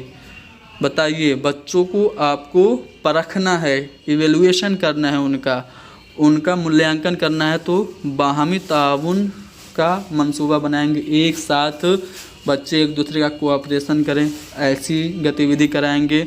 मेयारी जांच यानी कि स्टैंडर्डाइज्ड टेस्ट करेंगे, या फिर हक़ाइक़ पे मबनी सवालात याद करने के लिए कहेंगे, तो याद करना नेगेटिव हो गया। मारूज़ी कसीर इंतखाबाती यानी कि मल्टीपल चॉइस टाइप क्वेश्चंस करवाएंगे। तो यहाँ पे जो सबसे ज़्यादा मुनासिब है वो है बाहमी ताउन का मंसूबा, यानी कि ऑप्शन ए करेक्ट होगा। चलिए अगला सवाल यह कि एक बालक के घर की ज़बान और विद्यालय में निर्देश की भाषा एक ही है। मान लीजिए एक बच्चा है, उसमें उसकी मादरी ज़बान उर्दू है और वो उर्दू मीडियम के स्कूल में पढ़ रहा है। तो यहाँ पे बच्चे की घर की ज़बान और स्कूल की ज़बान एक होना, ये एक टीचर के लिए रिसोर्स है, संसाधन है। क्यों संसाधन है? इससे वो बहुभाषी बनेगा। बहुभाषी तो बनेगा नहीं, एक ही ज़बान है घर पे और स्कूल में, तो बहुभाषी बनेगा नहीं। वो बच्चों में सामाजिक भाषा का विकास कर सकती है। अब एक ही ज़बान है तो कैसे सामाजिक भाषा का विकास करेगी? वो बच्चों के साथ उस भाषा विशेष में चिंतन और तर्क की उच्च स्तरीय संज्ञानात्मक गतिविधियों का आयोजन कर सकती है। अगर बच्चे की घर की ज़बान स्कूल की ज़बान सेम है तो हायर लेवल की जो थिंकिंग की एक्टिविटीज़ है उसमें बच्चा अच्छे से परफॉर्म करेगा। ठीक है, क्योंकि मादरी ज़बान में तालीम देने से सीखने में स्वाभाविकता आती है, फितरीपन आती है, यानी कि ऑप्शन सी हमारा करेक्ट होगा। अगला सवाल की तीसरी जमात का टीचर है, आमोज़गारों को नए अल्फाज दे रहा है, नए नए वर्ड्स दे रहा है। तो बताइए कि नए अल्फाज सिखाने के लिए सबसे मुनासिब तरीका क्या है? उस्ताद को अल्फाज के मानी की वजाहत में उन सियाक में करना चाहिए, यानी जो वर्ड्स हैं उनकी मीनिंग को एक्सप्लेन करना चाहिए अकॉर्डिंग टू द कंटेक्स्ट। जिस कंटेक्स्ट में वो वर्ड यूज़ हुआ है उसी कंटेक्स्ट के अकॉर्डिंग उनको एक्सप्लेनेशन करनी चाहिए, यानी कि मानी की वजाहत उन सियाक में करना चाहिए जिनमें वो इस्तेमाल होते हैं। या फिर उस्ताद अल्फाज के मानी ब्लैक बोर्ड पे लिख दे और तलबा उन्हें ज़बान याद करें, या फिर उस्ताद को अल्फाज के साथ उनके मुतज़ाद भी बताना चाहिए और बच्चों की ज़बान में मानी भी बताना चाहिए। तो नए अल्फाज सिखाने हैं, वोकैबलरी सिखानी है, तो बेस्ट मेथड है कि बच्चों को अकॉर्डिंग टू द कंटेक्स्ट, संदर्भानुसार, सियाको सबाक के मुताबिक गेस करने के लिए, अनुमान लगाने के लिए मौका दीजिए। इस तरह से बच्चे आसानी से नए अल्फाज सीख सकते हैं। तलबा साबिका इकाई से मुताल्लिक लफ्ज़ियात के 5 सवालों के जवाब ग्रुप में तैयार कर रहे हैं। बच्चे क्या कर रहे हैं? एक सबक पढ़ लिया, उस सबक पे मबनी 5 सवालात हैं, उनको ग्रुप में तैयार कर रहे हैं और फिर दूसरे ग्रुप से सवालात का तबादला कर रहे हैं, एक्सचेंज कर दे रहे हैं क्वेश्चंस, और फिर सवालों के जवाब देने की कोशिश कर रहे हैं। तो ये किसकी मिसाल है? तो ये पीयर असेसमेंट, सहकर्मी मूल्यांकन, यानी कि हम जोलियों का अंदाज़ा कदर है। दोस्तों को सवालात दे के उनसे कह रहे हैं पूछो, हम आंसर कर रहे हैं, तो वो हम जोलियों के ज़रिए अंदाज़ा कदर करवा रहे हैं। ऑप्शन 2 करेक्ट है। क्वेश्चन नंबर 8 देखिए, क्वेश्चन नंबर 8 पहले देख लेते हैं। एक शमूलियती दर्जा में उस्ताद को किस चीज़ पे जोर देना चाहिए? मैंने अभी बताया था हर बच्चे इक्वल होते हैं, सभी बच्चों को यकसा सरगर्मी में शामिल होने के लिए हौसला अफजाई करनी चाहिए, या मुख्तलिफ़ किस्म के समई बसरी मवाद का इस्तेमाल करना चाहिए। यहाँ पे ध्यान दीजिएगा, हर बच्चे को आप यकसा समझिए, लेकिन हर बच्चे को आप यकसा सरगर्मी नहीं दे सकते हैं। उसमें हर किस्म के बच्चे होते हैं ना, फिज़िकली हैंडीकेप होते हैं, उनको दौड़ने की गतिविधि तो देंगे नहीं। बच्चा देखने में उसको प्रॉब्लम हो रही है, विजुअली इम्पेयर्ड है, तो उसको बहुत ज़्यादा बारीक पढ़ने की एक्टिविटी तो देंगे नहीं। तो ये गलत हो गया। ठीक है, सभी को हमें इक्वली समझना है, लेकिन सभी को इक्वली एक्टिविटीज़ नहीं करवानी है। हमें विभिन्न प्रकार की समय बसरी मवाद का इस्तेमाल करना है, विभिन्न प्रकार की हमें टीचिंग एड्स का यूज़ करना है। तो ऑप्शन डी ज़्यादा मुनासिब है। क्वेश्चन नंबर 9, दावा और दलील दिया गया है। दावा है कि असातिज़ा को चाहिए कि वो लड़कियों की साइंस और रियाजी के क्लासरूम में हौसला शिकनी करे, यानी कि टीचर कह दे लड़कियां मैथ और साइंस नहीं पढ़ती हैं, उनको आर्ट पढ़ना चाहिए। तो क्या ये अच्छी बात है? ये बिल्कुल गलत बात है। ये सीधे सीधे जेंडर स्टीरियोटाइपिंग है, सिनफी जानिबदारी है। दलील क्या है? दलील लड़कियों में रियाजी और साइंस की तालीम हासिल करने की पैदाइशी सलाहियत नहीं होती। ये बात भी गलत है, क्योंकि एक शकुंतला देवी का नाम आप लोगों ने सुना होगा। वो एक्स्ट्रा टैलेंटेड थी मैथमेटिक्स में, उनको ह्यूमन कंप्यूटर कहा जाता था। तो ये बात तो यहाँ से साबित होती है कि गलत है। तो दावा और दलील दोनों यहाँ पे गलत हो गया। क्वेश्चन नंबर 10 फिर से है कि बच्चे ज़बान की फितरी सलाहियत के साथ पैदा होते हैं। अगर हम चौमस्की की बात करें तो नॉम चौमस्की का नज़रिया है कि बच्चे बाई बर्थ और इनेट एबिलिटी के साथ पैदा होते हैं। ज़बान के सीखने की बच्चों में जन्मजात क्षमता होती है। तो यह बात सही हो गई। दलील क्या है कि बच्चे अपनी पैदाइश के बाद ही ज़बान का इस्तेमाल शुरू कर देते हैं। चिल्लाना, रोना, तअस्सुरात दिखाना, मुस्कुराना, ये सब ज़बान का हिस्सा है। जी हाँ, वो रो के, हंस के, मुस्कुरा के वो अपने आप को एक्सप्रेस करने की, अभिव्यक्त करने की कोशिश कर रहा है। तो ख्यालों का इजहार ही तो ज़बान है। तो ये भी सही हो गया। दावा और दलील दोनों सही हो जाएंगे। ठीक है, चलिए एक और सवाल देखते हैं, फिर पैसेज हल करेंगे। एक बालिका जब विद्यालय में प्रवेश करती है तो उसके पास अपनी मातृभाषा होती है। सही बात है, कोई भी बच्ची स्कूल में आएगी तो अपनी मातृ ज़बान लेके आएगी ना। ठीक है, साथ ही समाज में बोली जाने वाली भाषा भी है जो उसकी मातृभाषा से अलग है, यानी मातृभाषा उसकी एक है, समाज की भाषा दूसरी है। विद्यालय में माध्यम की एक अलग भाषा है, उसके भाषा अधिगम के संबंध में निम्नलिखित में से कौन सा कथन सही नहीं है? देखिए, उसकी मादरी ज़बान एक है, एक सोसाइटी की ज़बान है और एक स्कूल मीडियम की ज़बान है। तो इससे रिलेटेड कौन सही नहीं है? पहला ऑप्शन है कि उसके विद्यालय में उसका भाषा अधिगम दूसरी भाषाओं के ज्ञान के रहते फलेगा। सही बात है। ठीक है, ये तो पॉजिटिव है। उसकी मातृभाषा और दूसरी भाषा उसके विद्यालय भाषा अधिगम में व्यवधान डालेंगे, ये बात गलत है।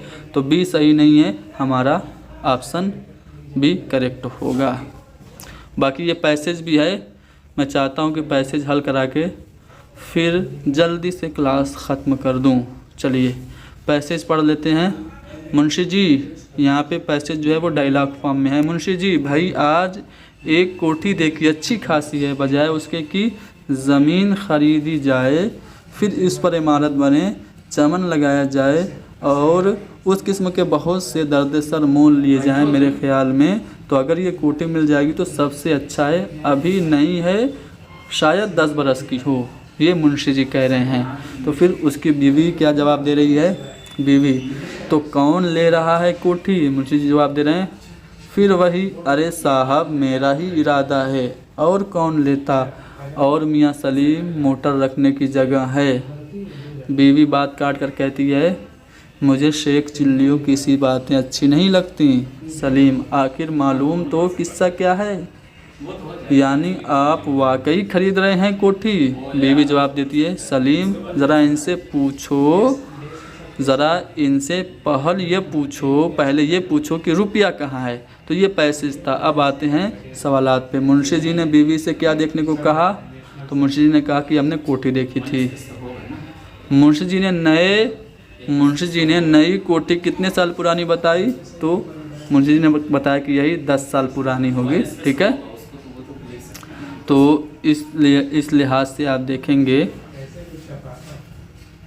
तो यहाँ पे आपका 10 साल जो ऑप्शन 3 है करेक्ट होगा। कौन कोठी खरीद रही है, किसने पूछा? तो बीवी ने पूछा। ठीक है, मुंशी जी ने सलीम को किसके जगह रखने के बारे में बताया? किसके रखने की जगह के बारे में बताया? तो उन्होंने बताया कि मोटरसाइकिल रखने की भी जगह है। ठीक है, तो यहाँ पे आप देखेंगे तो साफ साफ लिखा है कि मोटर रखने की जगह है, साइकिल नहीं मोटर रखने की जगह है। तो यहाँ पे सिर्फ मोटर वाला जो ऑप्शन है ऑप्शन 2 करेक्ट होगा। बीवी ने सलीम से मुंशी जी से क्या पूछने को कहा, तो रुपया के बारे में पूछने को कहा। ठीक है।